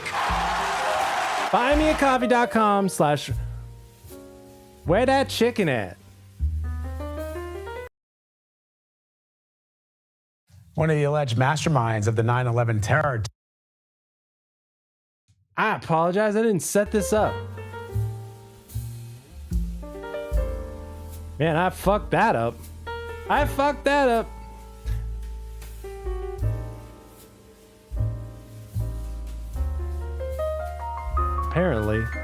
Apparently, in this brave golden new era. Thanks, Mayor Simpson.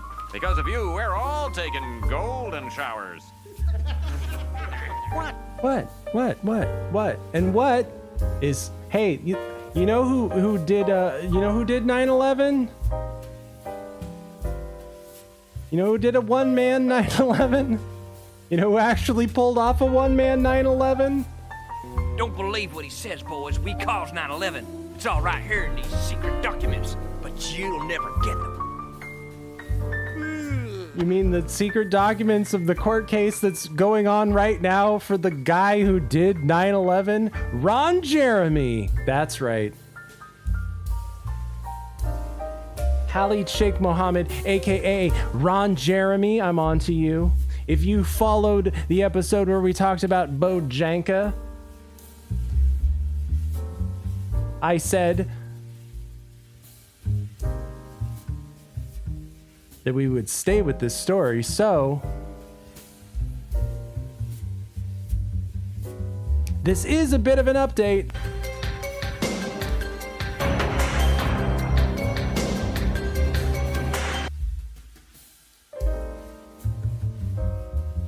Update on a story that we've been following. The plea deal for the 9/11 mastermind is back on the table. That's right. That's the way it happened. Whether you like it or not.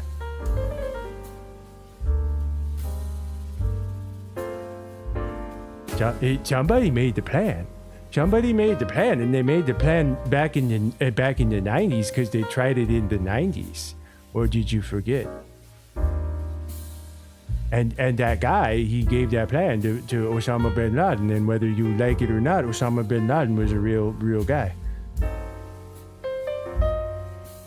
And whether you like it or not, all of this is an ongoing court case, so it's not hidden files. Don't believe what he says, boys. We caused 9/11. It's all right here in these secret documents, but you'll never get them. One of the alleged masterminds of the 9/11 terror attacks may be spared the death penalty. A military judge says plea bargains that would allow Khalid Sheikh Mohammed and two co-conspirators to accept life in prison without the possibility of parole can proceed. Prosecutors have said the deal will bring finality and justice to the case. CBS News senior national security correspondent Charlie D'Agata is live at the Pentagon this morning, and he joins me now. Charlie, this all started over the summer when the Secretary of Defense, Lloyd Austin, nullified these deals. Explain to our viewers how this happened. Yeah, well, Vlad, I remember discussing it at the time because it was such a big deal. So it looks like the plea deal is back on the table. We got to say that first because defense officials confirmed that to us. So the presiding judge had made the announcement that these plea deals for Khalid Sheikh Mohammed and 2 other co-defendants would be accepted, that they could put it in, or at least consider the idea that they could plead guilty to take away the death penalty. But when Defense Secretary Lloyd Austin found out about it, he nullified it. I'm on to you, Ron Jeremy. I see you. I see what you did there. Masquerading. You piece of shit.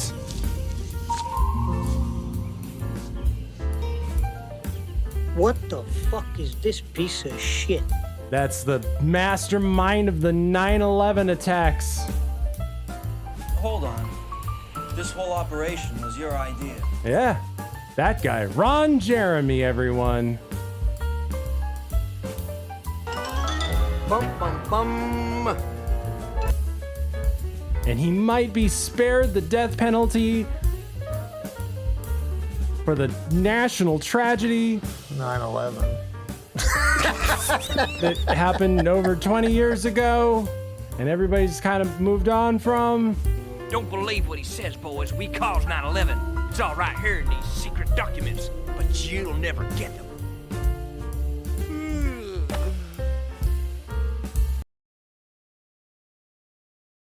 NBC News senior national security correspondent Courtney Cuby joins us now. Courtney, talk to us about how we got here. Take us through that timeline and explain why the Pentagon is now challenging these plea deals again.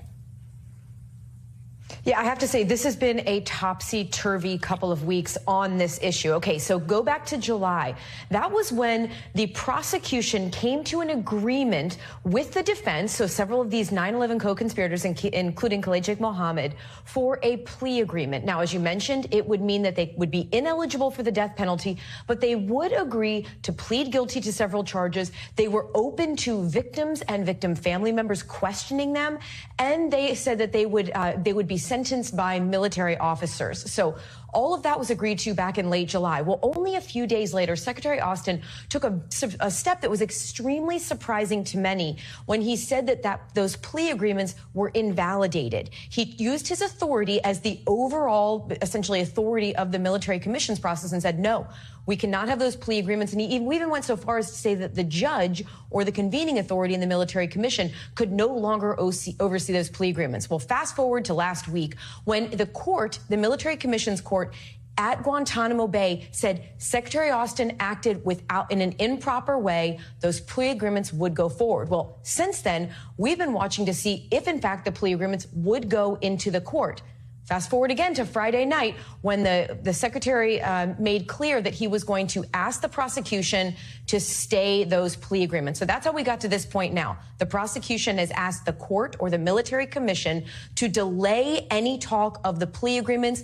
They could have come as early as this week or maybe next week. Now, all of the process for next week has been canceled or postponed, and it's possible that the judge will set a date in maybe December or January where these plea agreements could move forward. The reality here, though, is it's not clear if they will even move forward at all at this point. Thanks for watching. Stay updated. No, thank you. We're moving into a brave new future. Anything's possible. Are you thinking what I'm thinking? You bet I am. You can run, but you can't glide. USA! USA! That's right, the value menu is back, and so are arms to Israel, baby! The Biden administration says it won't limit weapons transfers, despite Israel falling short of allowing more humanitarian aid into Gaza. Last month, the U.S. gave Israel 30 days to increase aid to 350 trucks a day. Israel says only 75 trucks a day are getting through. As the offensive continues, international aid organizations says the area has been cut off from all aid and famine may already be happening there. Nearly the entire 2.3 million Palestinians. If Hamas wouldn't stop them from getting aid, then, maybe they wouldn't be starving.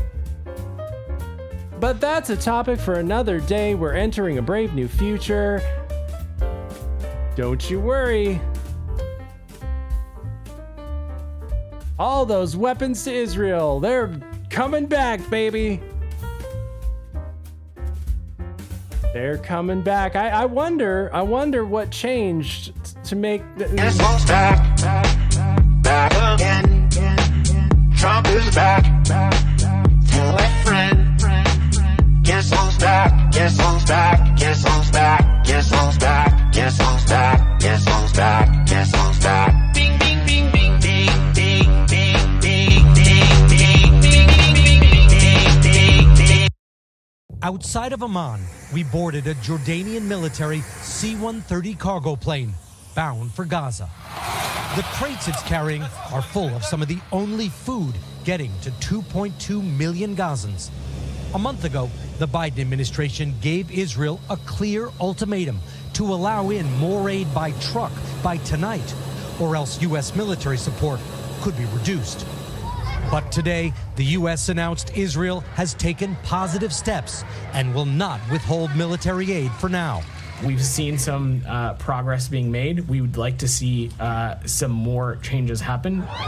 The UN and humanitarian groups do not agree, saying too little has changed, making these rare airdrops all the more critical.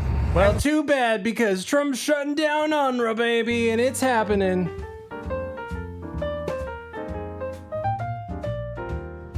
No more welfare for the Palestinians. All of the arms transfers for the Israelis. We're back, baby, we're back. I'll be back. You can't keep the Democrats out of the White House forever. And when they get in, I'm back on the streets with all my criminal buddies.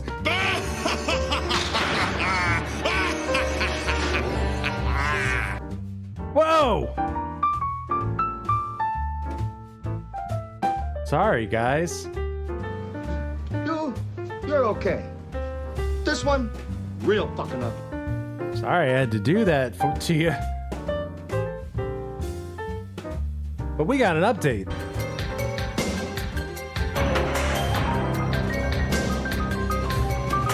You know those astronauts that are totally stranded, not stranded in space? Well, one of them is turning into the Crypt Keeper before our very eyes.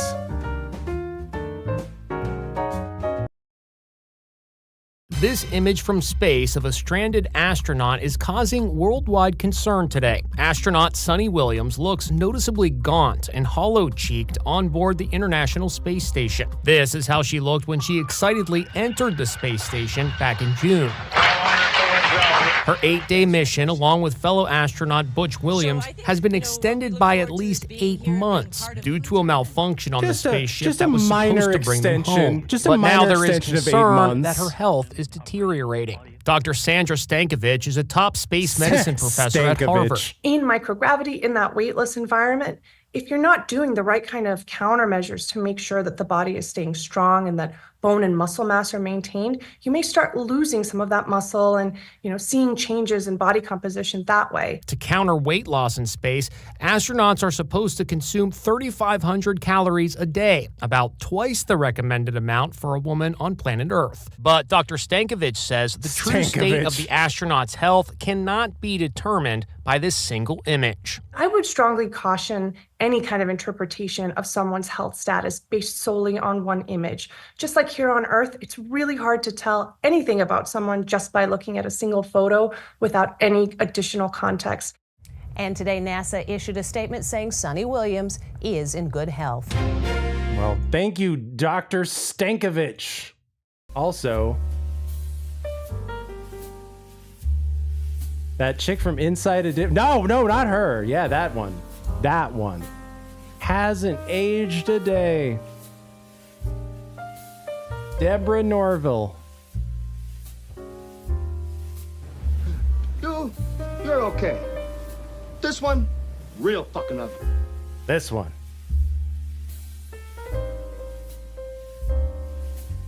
But trust us, guys, for really real. No, she's okay. She's fine. She's not totally dying in space because space is awesome.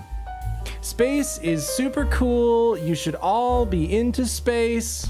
I find your lack of faith disturbing. This whole NASA thing is totally not a cult. Na na na na na na na leader. Na na na na na na na leader. Na na na na na na na leader. NASA.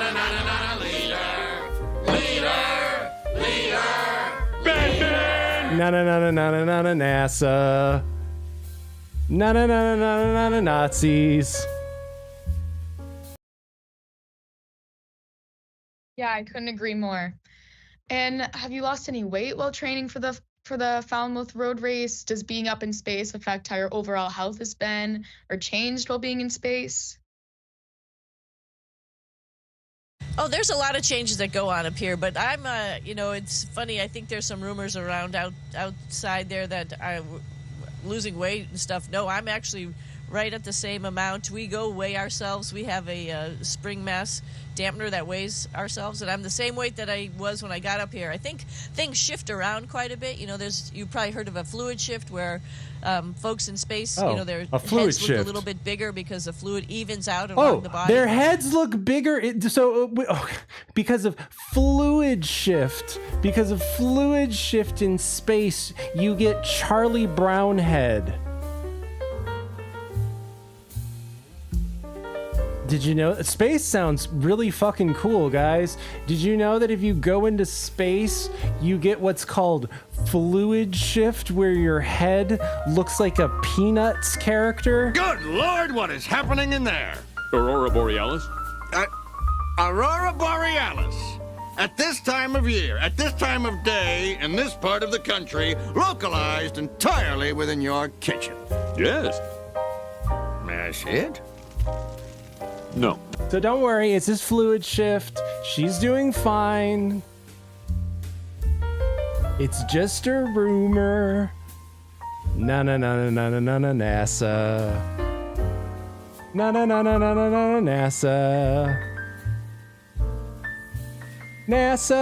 NASA. Nazis in space.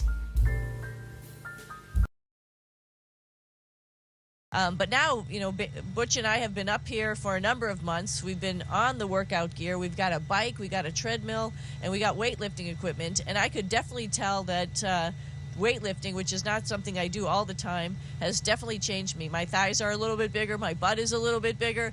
We do a lot of squats. Oh, lady, don't make me picture your butt, please. Oh, God. And we're all thinking about her butt. You're okay. This one, real fucking ugly.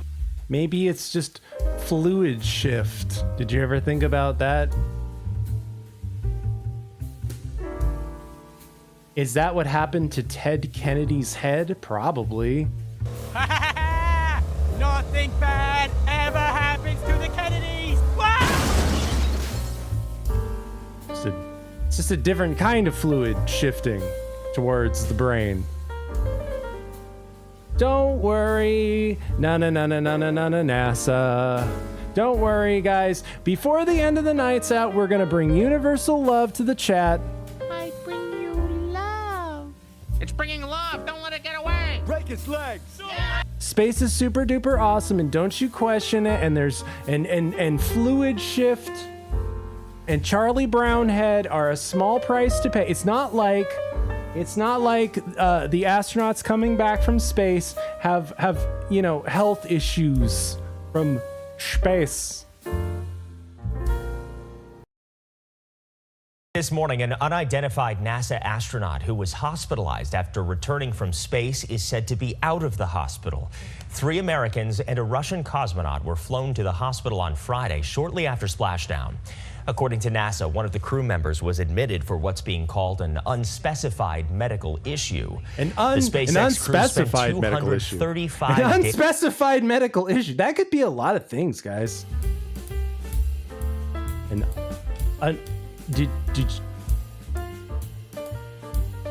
That could be a lot of things. An unspecified medical issue after crashing through the stratosphere into the fucking ocean from space. What an odd thing to say. A non-generalized injury. What the fuck? Wow, space sounds awesome, guys. Days in space, the longest of any U.S. mission. Watch breaking news New developments on a story we first brought you yesterday morning on Eyewitness News. We are learning that one of the 4 astronauts who returned back to Earth on a SpaceX capsule has been hospitalized. Maribel Gonzalez has the latest on what happened following the splashdown. And splashdown. After spending 235 days aboard the International Space Station, Crew 8 is Earthside. On behalf of SpaceX, welcome home. Friday morning, NASA astronauts Matthew Dominic, Michael Barrett, Jeanette Epps, and Russian cosmonaut Alexander Gurbankin smiled as they exited their capsule. But it wasn't an entirely smooth re-entry. The crew members were unexpectedly transferred to a medical facility in Florida, one of them remaining hospitalized with what NASA called a medical issue. NASA isn't saying what happened, but that the astronaut is in, quote, stable condition under observation as a precautionary measure. Health issues in space are not uncommon. Just ask the crew from the SpaceX Polaris Dawn mission, who spent nearly 5 days in orbit in September. About 60% of people flying to space are afflicted by space motion sickness. It can be a whole spectrum of experience from, lightheadedness, nausea, all the way to vomiting. Oh, cool. So 60% of you, if you go to space, you will get fluid shift, you'll get nausea, you'll get vomiting, you'll get space motion sickness. All of this sounds amazing. Let's all go to space, everyone. Are you thinking what I'm thinking? You bet I am. You can run, but you can't glide. USA! USA! That's right, and we're gonna bring universal love. I bring you love. It's bringing love. Don't let it get away. Break its legs. That's right. We're gonna bring universal love. It's a brave new world. It's a golden age. Thanks, Mayor Simpson. Because of you, we're all taking golden showers. What? And we're all taking golden showers because the UFO grifters are back, everybody. So this is a bit of an update as well. Oh, it's the same cadre of idiots. They're back, guys. They're back with Immaculate Constipation sickness. Immaculate Constipation sickness. 60% of you will get Immaculate Constipation sickness from going to space. Space is awesome. You should go to space. NASA. And joining me now is the chairwoman who made today happen, South Carolina Congresswoman Nancy Mace. Congresswoman, thank you for being with us. Those of us who've been following this very closely have been hearing whispers of the words Immaculate Constellation for a few months now. You went out and put it straight on the record. Why did you think that was important? Well, it's important that if the Pentagon or other federal agencies hiding these programs that they deny from the American public, and yet we learn recently that it actually does exist, the American people ought to know the truth and the facts. There's so much that we have overclassified. You can't talk about the date of some of the alleged UAP imagery, for example. Some of the witnesses couldn't even describe what they've seen because of the way things have been overclassified. You can't talk about the budget for some of these programs because that's classified. We overclassify everything into what end? Does it really make America safer? I don't think so. And the American people deserve to know the truth. It must have been very frustrating for you sitting up there and not being able to get a lot of those straight answers. Was for people that were watching it too. And then you posted this very mysterious report for the public to see with alleged details about Immaculate Constellation. What is in here is wild. I mean, and I'm paraphrasing, but reports of F-22s getting boxed in by flying orbs that they couldn't shake. There were satellite images. Flying orbs? A football field-sized flying saucer hiding in clouds seen from this satellite looking down. Have you seen any of this footage or these images? Football-sized flying orbs. Oh my God, what could this be? Must be aliens, right? A football-sized flying orb. Guys, we're entering a brave new world. This milfy congresswoman is gonna get to the bottom of the aliens. We're gonna bring universal love. I bring you love. It's bringing love. Don't let it get away. Break its legs. If you've been following the UFO grifters as I've been following this whole story, they're back every 9 months or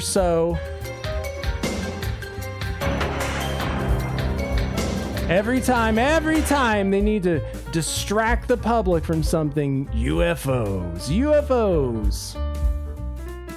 However, if you've been following along, you'll know that you might recognize things are a little different from last time. I think some of these Congress people are a little fed up. I find your lack of faith disturbing. And they're asking some spicy questions this time. Myself and the ranking member 5 additional minutes for questions without objection, so ordered. Mr. Elizondo, were you read into the Immaculate Constellation program? I would not be authorized to confirm nor deny the existence of any ongoing or past program, especially as it relates to a special access program, either by name or trigraph. Okay, and then does the U.S. government or private contractors, do they work with other foreign countries, China, for example, to exchange data, quote from a source, that intelligence data about UAP? Let me see if I can answer that a little bit more generally, ma'am, if I may. We do have foreign material exploitation programs. That is something that is widely known, and that term itself is unclassified. How exactly that works becomes a bit sensitive.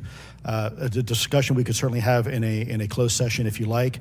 We do work with international partners and allies quite often, not just in military exercises and workups, but in other intelligence efforts as well. In terms of material that's given to private contractors, is certain material given to certain contractors because of their experience? So for example, if it's related to submerged and undersea propulsion, would it go to a general contractor like General Dynamics?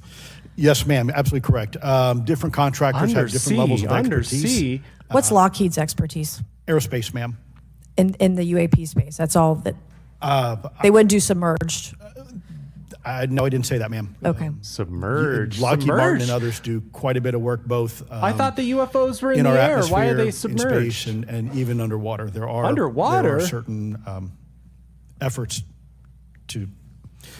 It's a tough question you're asking. You put me on the spot here. I'm looking for the answer. Yes, ma'am. No, they are involved in a lot. I would rather let Lockheed Martin explain the different domains that they are involved with. Probably am not authorized to discuss that, but they are involved in a lot of different areas and domains. Admiral, flight safety risks for our pilots, based on what you've experienced and seen in your career. They're extensive, and the one exercise I referred to where I received. So this time around, they're asking some spicy questions. They're asking about Chinamen. What the fuck are you talking about? The Chinaman is not the issue here, dude. I'm talking about drawing a line in the sand, dude. Across this line, you do not. Also, dude, Chinaman is not the preferred nomenclature. Asian American, please. They're naming the Asian American. I wonder what all of these mysterious orbs flying around could be. They're asking some tough questions this time.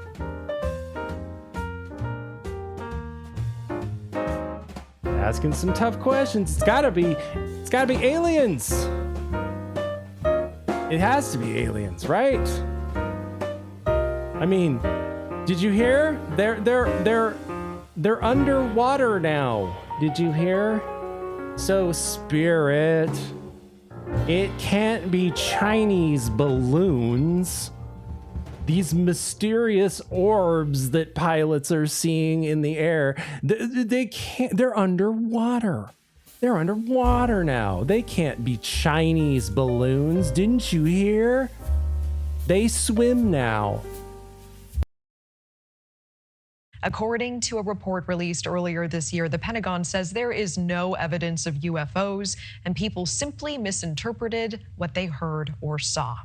But from Roswell, New Mexico to Washington, D.C., more and more Americans are demanding answers on these occurrences from our elected leaders and top agencies. Joining us now to give her insights is writer and host of the Debrief podcast, Chrissy Newton. Chrissy, thanks so much for making the time tonight. Great to be here. Thank you. Let's look at the witness list again, expected on Wednesday. From these 4 individuals, what are you expecting? What are you hoping to be revealed this Wednesday?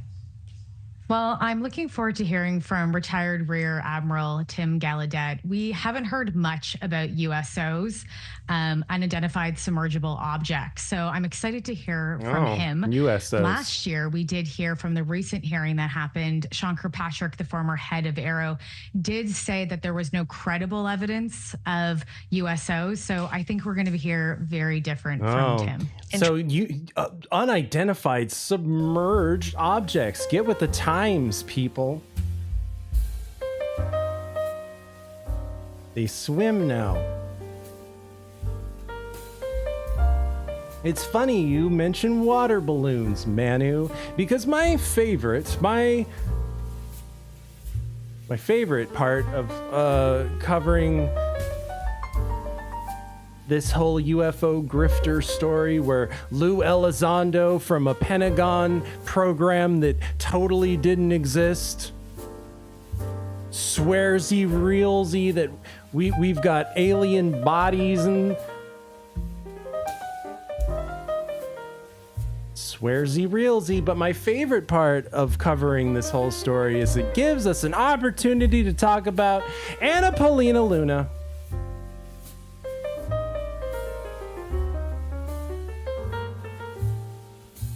It gives us an opportunity to talk about Paulina Luna and her balloons, her water balloons.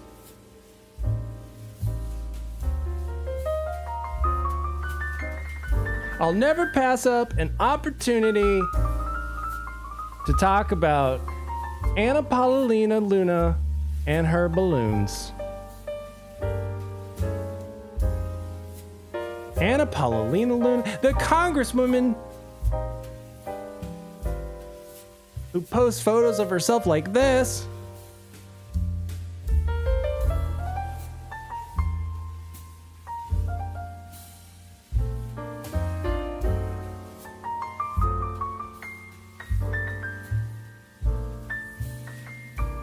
I thought I'd just leave it up for, a few of you to finish.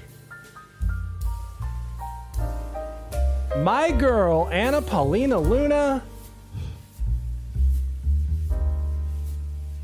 German, Mexican, Jew, who wants to bring the space Moshiach, I think. I don't really know, but let's talk about Paulina Luna and her balloons. Let's cut to the chase. Let's talk about this balloon thing, because she did share an image of a Batman balloon claiming that it was a UFO. You're saying it's like poetry, it rhymes. Or na leader, na leader, Na leader. Na leader.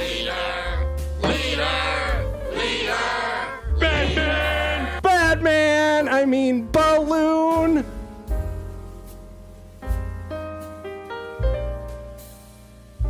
She has lovely balloons.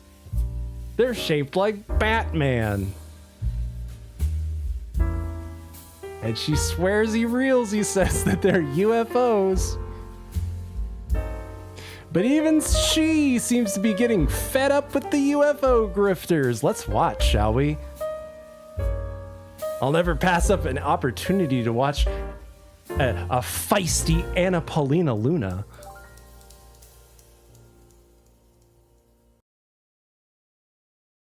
Thank you. I will now recognize Ms. Luna for 5 minutes of questioning.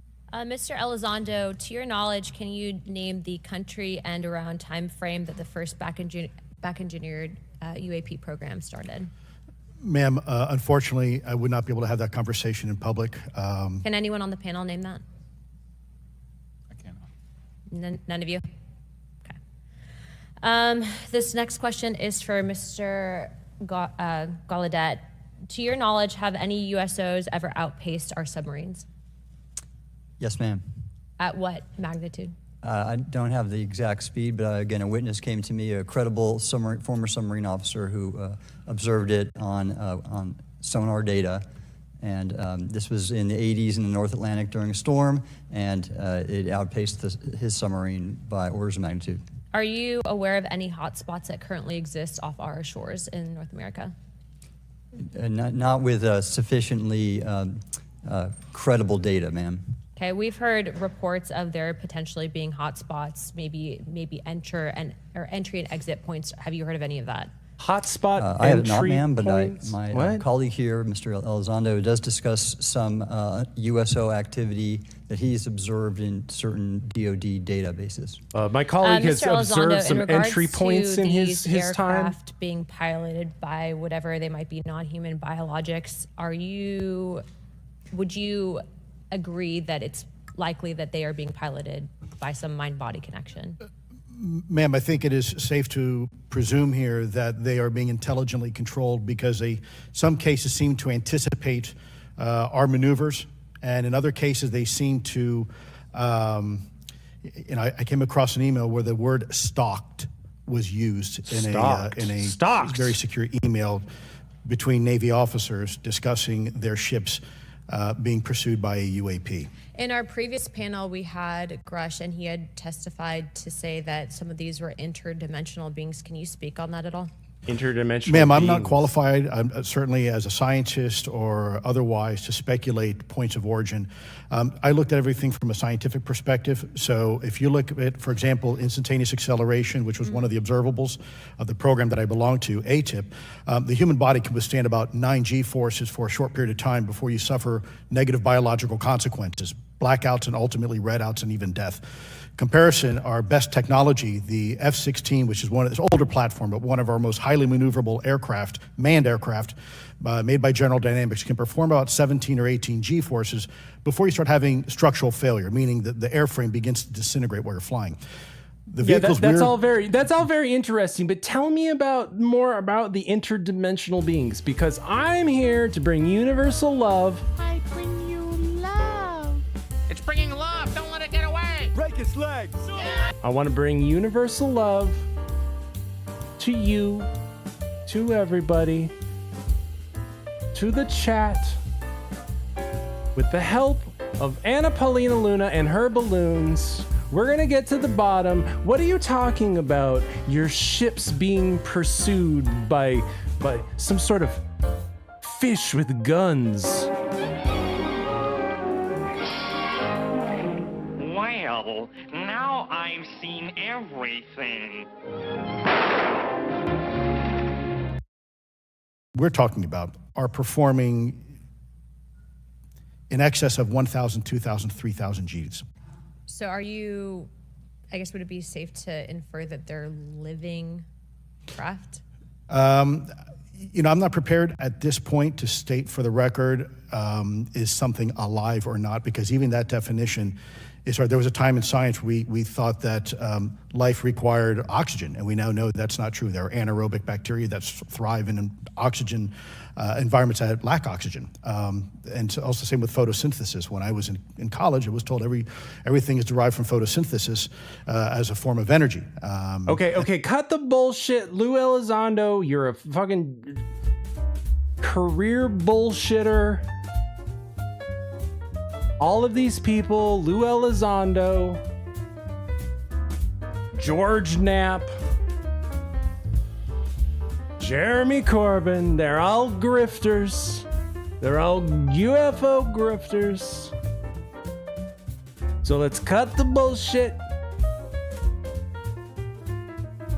We're here to bring universal love. I bring you love. It's bringing love. Don't let it get away. Break its legs. You're talking about self-autonomous, underwater, submersible, unidentified, swimming objects following around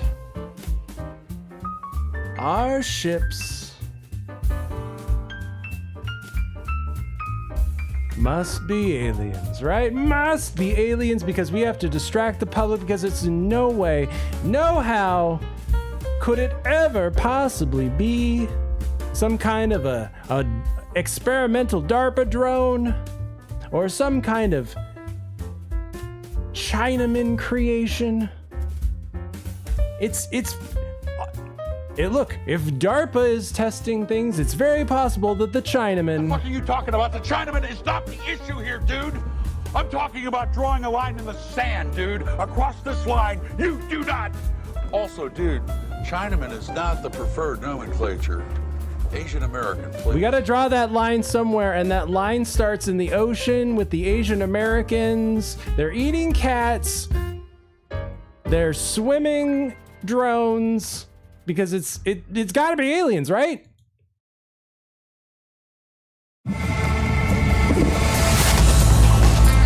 The first of its kind underwater glider is here. Manta Ray is a new type of uncrewed underwater vehicle, or UUV.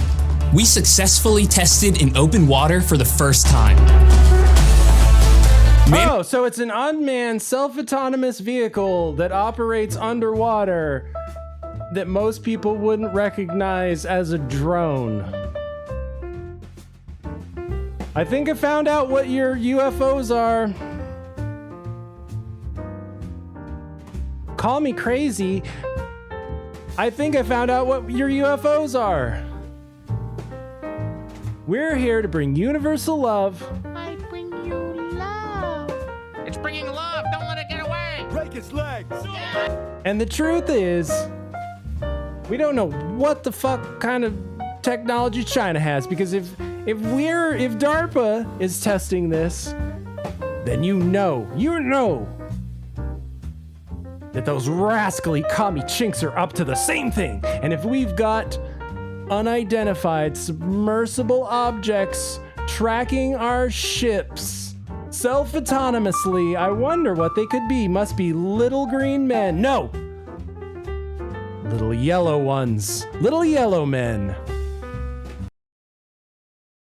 Manta Ray is designed with cutting-edge underwater glider technology that has never been applied at this scale. By incorporating numerous buoyancy engines all working together efficiently, Manta Ray can operate for extended periods of time and travel long distances at a variety of depths. It can even anchor to the sea floor and hibernate until needed. Manta Ray will support challenging undersea missions where humans can't go. This amazing UUV is one of our first deep-sea vehicles to be designed digitally from start to finish. It can go underwater and recharge itself on the ocean floor. There are no borders on the ocean. Avast ye mateys, you can run, but you can't glide. Are you thinking what I'm thinking? You bet I am. You can run, but you can't glide. USA! USA! USA! USA! And if we're working on this technology, it's very possible that we could be sharing it with the Chinaman. What do you think, Republican Dracula? I say we crack down on the hippies. Blah. We'll get around to that, but we've got to discuss this UFO thing. So, okay, if we're working on experimental DARPA drones that work underwater, are we sharing that information with China? That's kind of important to know, right? Because it's weird that this time around, the Congress critters are kind of fed up with these UFO grifters bullshit. Asking some tough questions. Naming names. Myself and the ranking member 5 additional minutes for questions without objection, so ordered. Mr. Elizondo, were you read into the Immaculate Constellation program? I would not be authorized to confirm nor deny the existence of any ongoing or past program, especially as it relates to a special access program, either by name or trigraph. Okay, and then does the U.S. government or private contractors, they work with other foreign countries, China, for example, to exchange data, quote from a source, that intelligence data about UAP? Let me see if I can answer that a little bit more generally, ma'am, if I may. We do have foreign material exploitation programs. That is something that is widely known, and that term itself is unclassified. So in other words, you're sharing stuff with China. All right, got it. Got it. Got it. But we're here to bring universal alien love. I bring you love.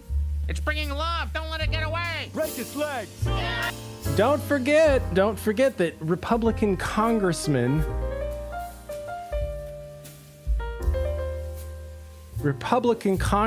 Tim Burchett,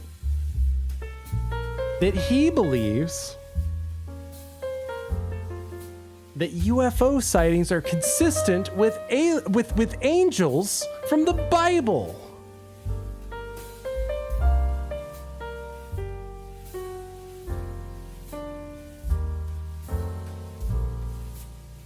One of the guys who's on this committee to disclose what we know about these unidentified floating orbs that are totally not balloons. He believes that they're angels sent by God. And I have a theory about this. So sit back and listen, because I have a theory. It's a golden era that we're moving into, and we have to travel back in time.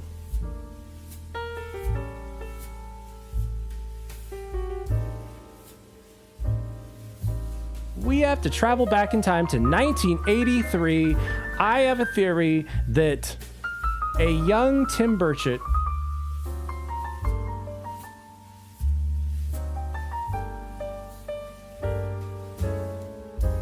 a man of his time, he was reading science fiction novels, but he was also going to Bible study. And one night after Bible study,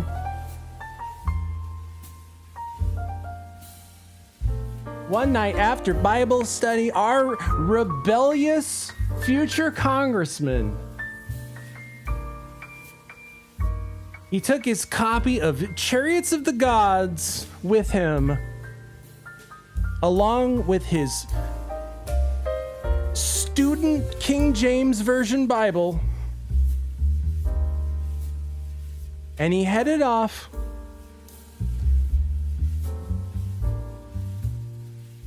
to his friend's Malibu station wagon, where they imbibed upon psychedelic substances and took fat bong rips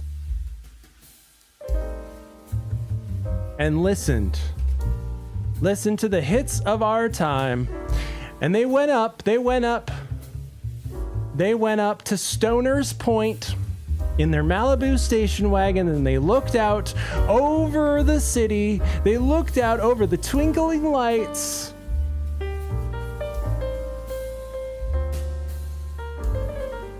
And as the psilocybin hit, Tim began to have a vision. Those lights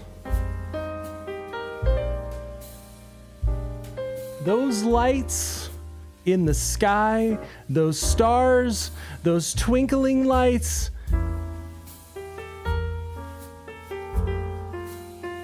a gathering of angels appeared above his head. And they sang to him a song of hope. Wait for it, because this is what it said. It said, "Come sail away. Come sail away with me, Tim." What? Who is this mysterious voice beckoning me from the sky? And it said, "Come sail away. Come sail away with me, Tim."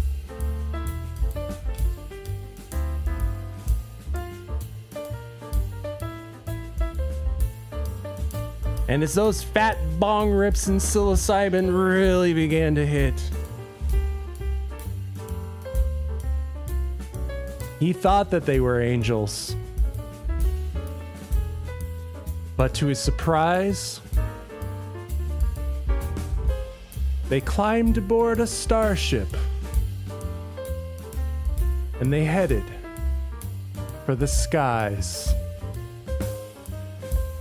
leaving a trail behind them, singing, "Come sail away. Come sail away with me, Tim. Come sail away. Come sail away with me." And it was at that moment our future congressman had a revelation of universal love. I bring you love. It's bringing love. Don't let it get away. Break its legs. And he realized that it was his mission in life to waste taxpayer money to look for little green men, singing, "Come sail away. Come sail away with me, Tim." He thought that they were angels, but to his surprise, they were balloons.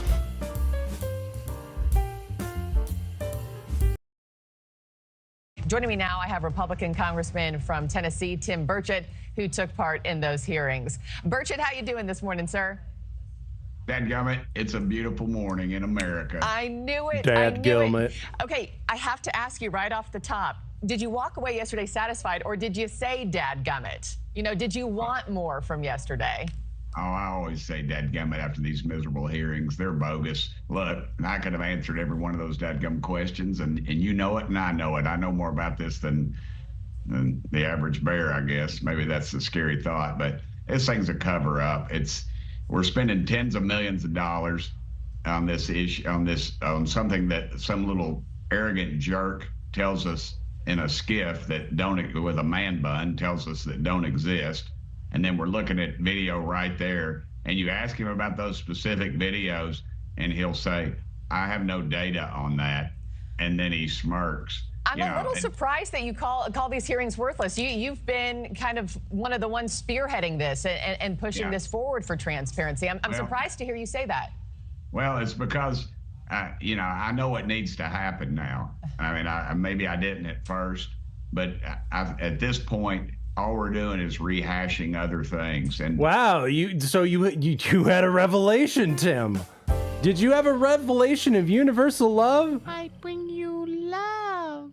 It's bringing love. Don't let it get away. Break its legs. Did you realize that finally that you were being grifted this whole time by these people? Unreal. We're living in a golden era, everyone.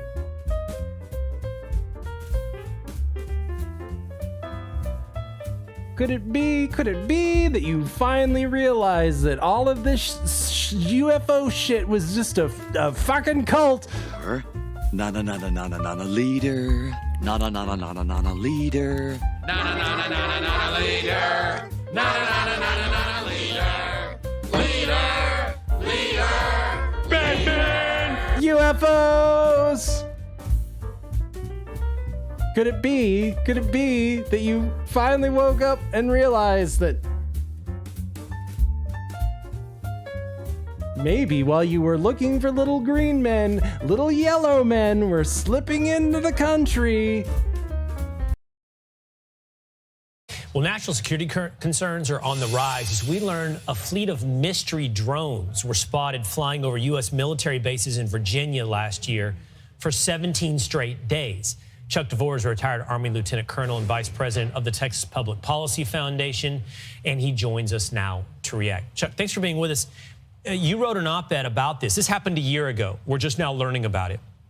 Pretty shocking. What do we know about these drones? Well, Will, first of all, thanks for having me on. But these drones were large. Some of them were as large as 20 feet long. These are the sorts of drones that would have to be launched, likely off of a ship offshore. They also had smaller quadcopters that came down off of the larger mothership drones that hovered just above the ground. A mothership, this happened for 17 straight nights at Langley Air Force Base in Virginia, starting on Pearl Harbor Day, December 7th. Oh, what an odd timing. Will, what ended up happening is you had endless meetings in the White House. Instead of the warriors defending the base and defending our nation, the Biden-Harris administration dispatched battalions of lawyers to try to figure out what to do. And at the end of the day, they were paralyzed into inaction, did nothing, and then the drone flight simply stopped. Okay, so I have a couple of questions I need to understand. First, so you said they were large enough that they probably would have had to been launched from sea, from a ship off the coast. It seems inconceivable that would escape America's attention in terms of our surveillance, our spying from a foreign power.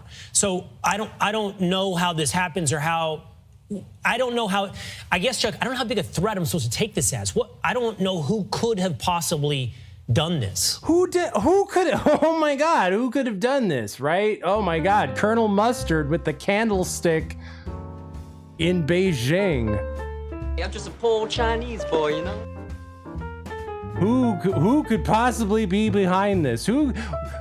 Our pilots are spotting tic-tac shaped objects in the sky. Spirit. Unidentified. Orbs shaped like tic-tacs. Translucent. Defying gravity. What could it be? What could it possibly be other than aliens? Boomers. That's what.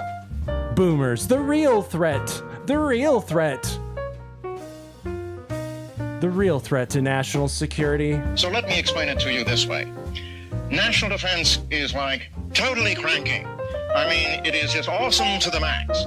I mean, like, it is primo, radical, bitchin' trip. Boomers chasing little green men. Meanwhile, what could it possibly be? These transparent tic-tac shaped circular objects in the sky. For some of you of my generation, or maybe others of you who saw reruns, look up in the sky. It's a bird. It's a plane. It's a balloon. It actually is a research balloon launched by NASA. It was seen by several of our viewers in the Brownwood area who called us about the sighting. The balloon was launched at the Columbia Scientific Balloon Facility. That's in Palestine in East Texas. The facility is just one of many NASA programs. This balloon is 400 feet in diameter. That's longer than a football field. Longer than a football field. What are these unidentified circular objects that are longer than a football field? That's literally what they described them as earlier in the program. I wonder what they could be. I wonder. You can run, but you can't glide from a balloon the size of a football field. You bet I am. You can run, but you can't glide. USA! USA! We'll take a look at what we spotted in the morning sky today. It's a scientific balloon hovering right over our news station. It's the second of 4 balloons NASA has launched from Fort Sumner. They're carrying experiments built by college students from all across the country. This balloon flew for 26 and a half hours before it was recovered near Fort Sumner. Another balloon could be launched next weekend. Oh, next weekend. So NASA. Na leader. Na leader. Na leader. Na leader. Leader. Batman! Balloons! Because NASA launches satellites with balloons all the time.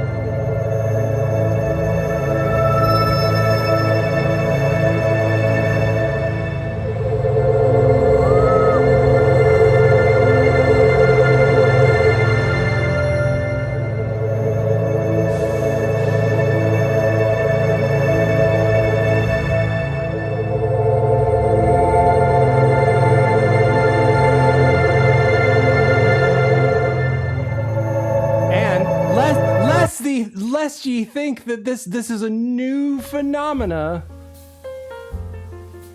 lest ye think that this whole launching satellites from a stadium-sized balloon from NASA, if you think that this is all a new phenomena in our golden new era of launching satellites with balloons, well, check this out.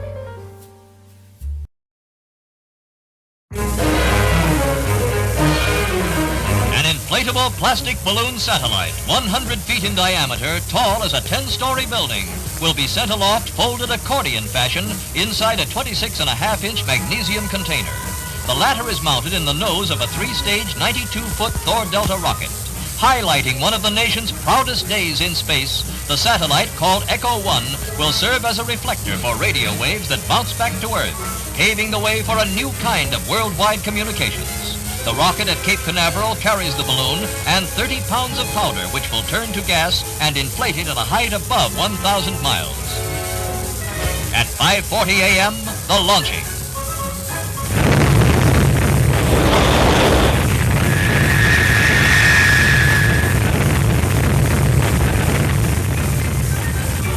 Then the tense moments while the rocket goes through the separation of the stages. It is only the second launching for the Thor Delta, and as shown in this animated visualization, it is living up to the expectations of the space experts, who say it functions almost perfectly. With extremely precise guidance, it is placing the balloon satellite almost exactly into the desired 1,000-mile-high circular orbit.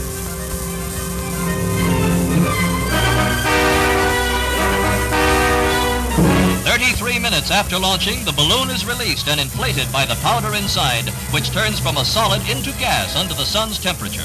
The big balloon, visible like a bright star, quickly bounces a recorded message by President Eisenhower between stations in California and New Jersey.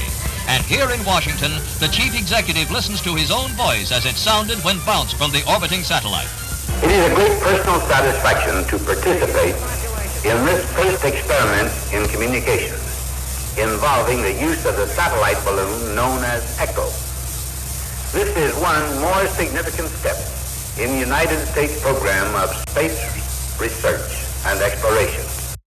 Wow, President Eisenhower, everyone, launches a balloon into space and reflects communications off of its aluminum surface, and NASA has been doing it since the time of the Kennedy administration. The zombies that plagued our town are now just corpses rotting in our streets. Before the Kennedy administration, Eisenhower administration.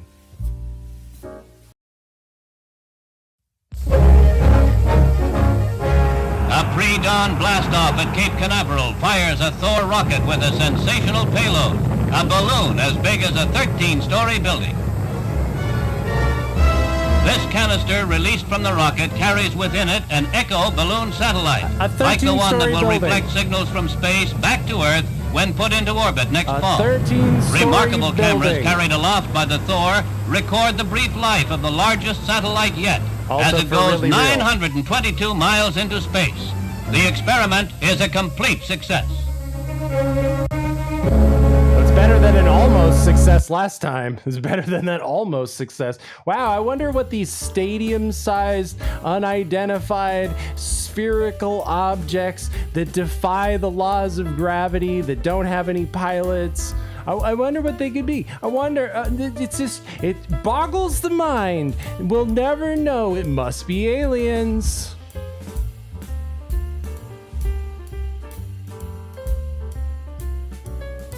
Must be aliens, guys. Why else? Because what else could unidentified reflective objects the size of 15-story buildings?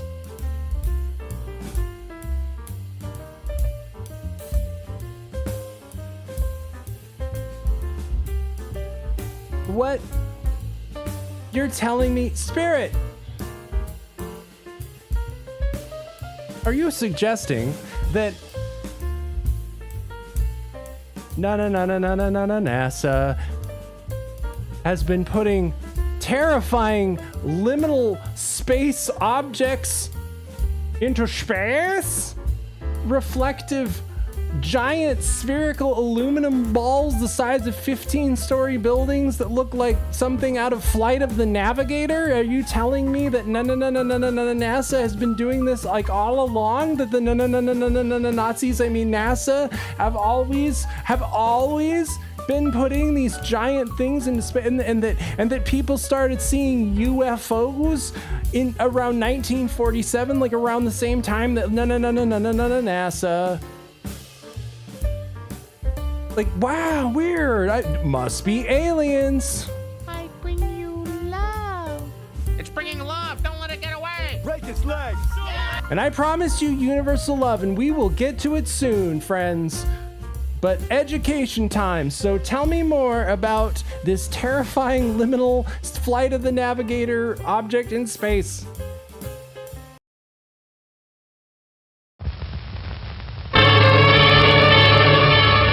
This is not science fiction. This is a picture of the final inflation of the Echo 1 satellite balloon, 1,000 miles above the Earth. August 12, 1960, the National Aeronautics and Space Administration orbits the Echo balloon by means of the Delta missile, helped into orbit by a Bell telephone command guidance system. Oh, Bell. August 13th, Bell Laboratories, Holmdel, New Jersey. The first two-way telephone call is made coast to coast via the Echo satellite. Sound someday sent from country to country through outer space. Pictures eventually beam round the globe by man-made moons. Why all this? What does it mean? Well, the relaying of sound and pictures by way of satellites represents a gigantic stride in the pioneering of worldwide communications. For instance, underseas cables, now connecting continents, provide the best in overseas telephone service. But service dependability is only increased by providing more than one kind of communications facility. By using man-made moons, live television programs could be transmitted anywhere in the world by way of outer space, and more economically than by underseas cables. Right now, Bell telephone scientists are at work designing even more advanced satellites equipped with operating receivers and transmitters. For if as many as 50 satellites could be put into orbit, we could have continuous transmission of telephone and television signals the world over. In helping to launch the Echo satellite, telephone man reached a new milestone, and probing even further into the vast potentials of outer space is a continuation of the Bell System's job of providing you and the nation with the best communications in the world. Thank you, Bell Laboratories. Wow, so if you can put a balloon into space, you can put hundreds of balloons into space, and you can reflect communications off of the balloons, and you can arm them with nuclear missiles set off by monkeys.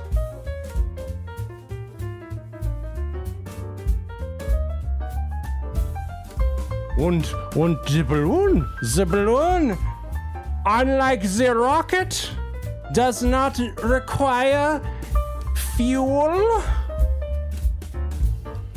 And if there is a problem with the satellite, the balloon will descend naturally, and then we can repair the satellite and send it back up on the balloon.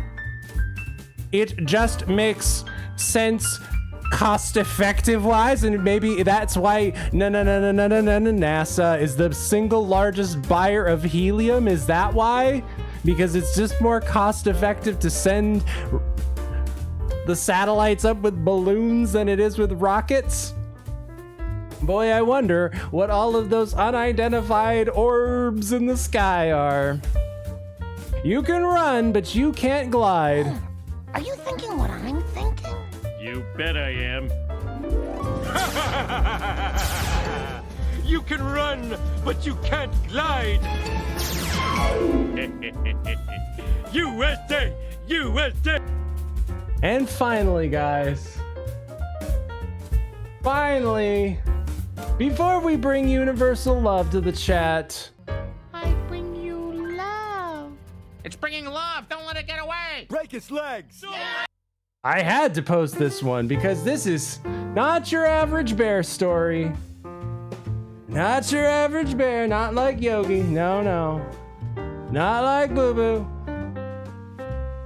This bear was looking for some picnic baskets in all the wrong places.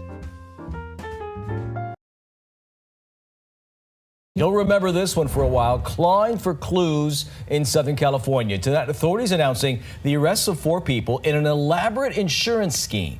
Authorities say the group claimed a bear broke in and destroyed their luxury cars. Now, how did they come up with this one? Hunter Sowards is here with why their story and video just wasn't adding up.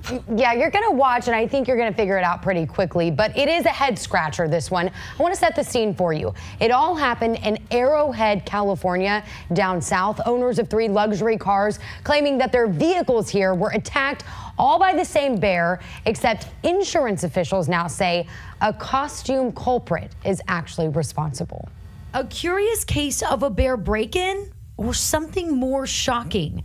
This hard-to-see security footage appears to show a bear breaking into a Rolls-Royce, rummaging from the back to the front rows, clawing its way through the luxury vehicle. The owner of 2 other cars filed similar insurance claims for bear break-ins. Officials revealing, though, the whole scheme was fabricated, arresting 4 people for defrauding over $140,000 in claims from insurance companies. Oh my goodness. This man lives next door to the 2 suspects. He says police came early this morning to make arrests. See, it was 7 o'clock. We opened the door. They told us to shut it.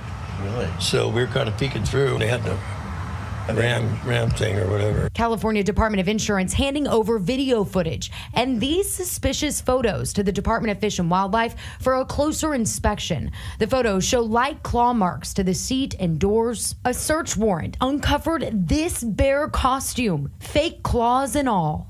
Whoever's inside that vehicle is not moving like a bear. A licensed state insurance fraud investigator weighed in on the bogus bear crime. Insurance investigators are trained extensively to detect fraud, not only human factor detecting fraud, as well as nowadays the AI. Pointing out it's not just how the so-called bear is moving in the cars, it's how they entered. Yeah, maybe not that convincing when you really spot it. 4 suspects, all out of the Los Angeles area, are now facing insurance fraud and conspiracy charges. I kind of want that bear costume for the next Halloween. I was gonna say. A literal bear conspiracy. You didn't see that coming, did you? Well, now I'm seeing everything. Unbearable. Looking for picnic baskets in all the wrong places. Wow. Guys, what an evening it's been. But before we go, This is Kent Brockman with a special bulletin. The Lincoln Squirrel has been assassinated. We'll stay with the story all night if we have to. all night. Do you know what next week is? It's my favorite holiday. It's my favorite unofficial national holiday. That's right. Next Friday is November the 22nd. Remember, the 22nd of November. Nothing bad ever happens to the Kennedys. Wow! That's right. Breaking news, folks.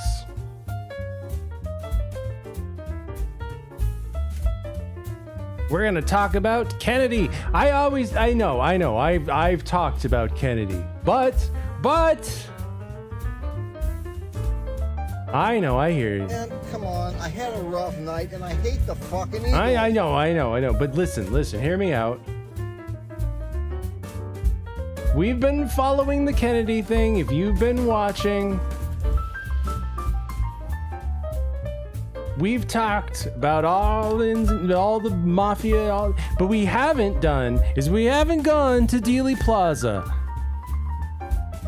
We haven't gone to Dealey Plaza itself. We haven't talked about magic bullets, about book depositories, about grassy knolls. So what I'm saying is, guys, if you tune in next week, a week from now, I don't want to blow my own horn, but I think I'm gonna pretty much show you how Colonel Mustard on the grassy knoll with the candlestick. Ow! No! Actually, scratch that, because the whole thing's actually pretty easy to figure out. But you have to do away with all of your boomer conspiracy theories, and you have to question the whole grassy knoll sacred cow conspiracy thing. But that's kind of what I do best around here, is slaughter sacred conspiracy cows. So please, if you will, tune in next week. We're going to go to Dealey Plaza. We're going to talk about magic bullets. We're going to talk about grassy knolls and fences. More than one fence. What if I told you there's more than one fence? What if I told you that maybe the fence that everybody's talking about is just a different fence? It's that simple.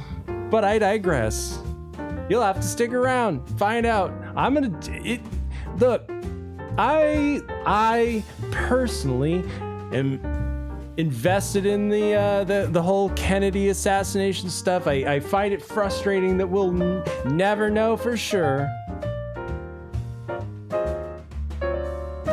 But then you look at some things and it's like it's right there. So guys, if you want to find out more about that, tune in next week. I might start earlier for that winter schedule, so I might start a little earlier for that. That's going to be a long one. Whenever I do JFK stuff, it's always a long one, but I promise universal love. I bring you love. It's bringing love. Don't let it get away. Break its legs. So guys, in the pursuit of truth, trust nobody, have a good evening, and ladies and gentlemen, Sticks!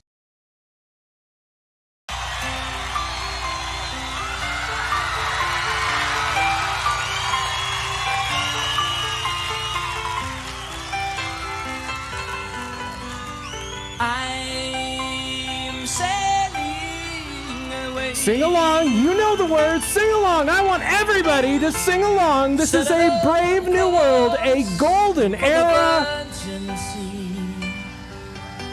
'Cause I've got to be free. Free to face the life that's ahead of me. I cannot express to you how happy this goofy ass song makes me. So climb aboard. We'll search for tomorrow on every shore, and I'll try. Oh Lord, I'll try. Everybody sing it with me. Sing it, come on, you know the words. Yeah! Come on, don't be a faggot. Sing along.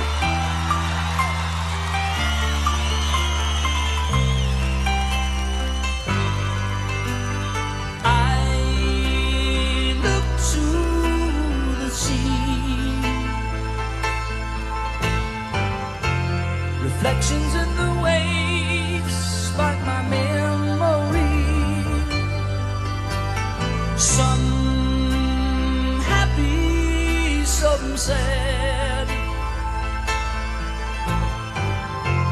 I think of childhood friends and the dreams we had. We had dreams. we lived happily forever.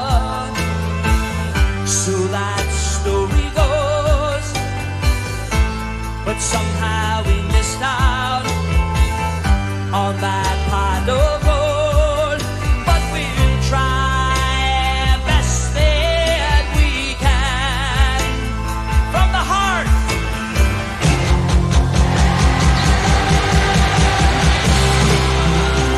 Yes! Come on! It's a brave new world, a golden era.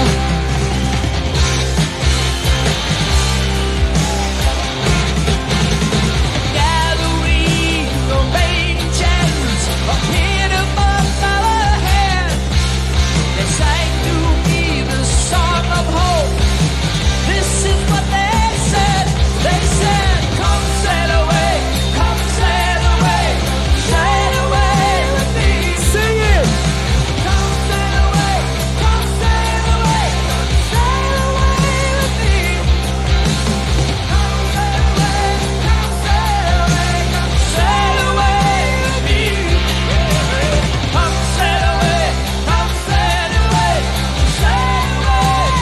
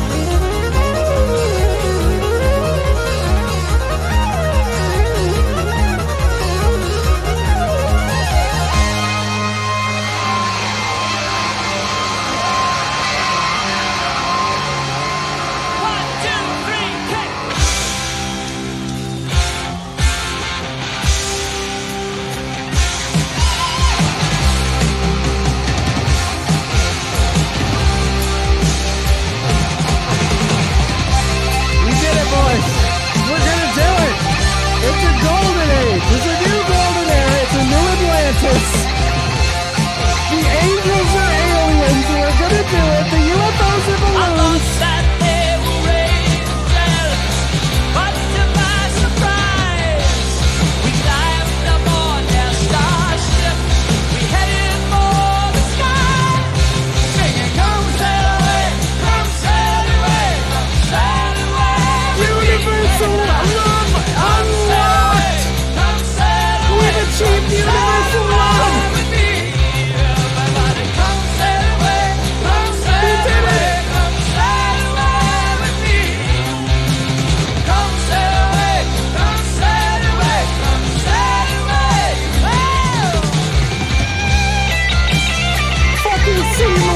Fucking seamless solo.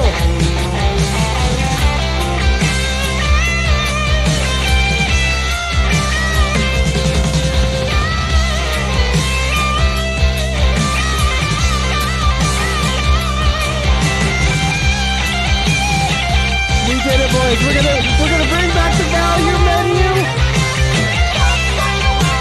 I've never been so goddamn happy.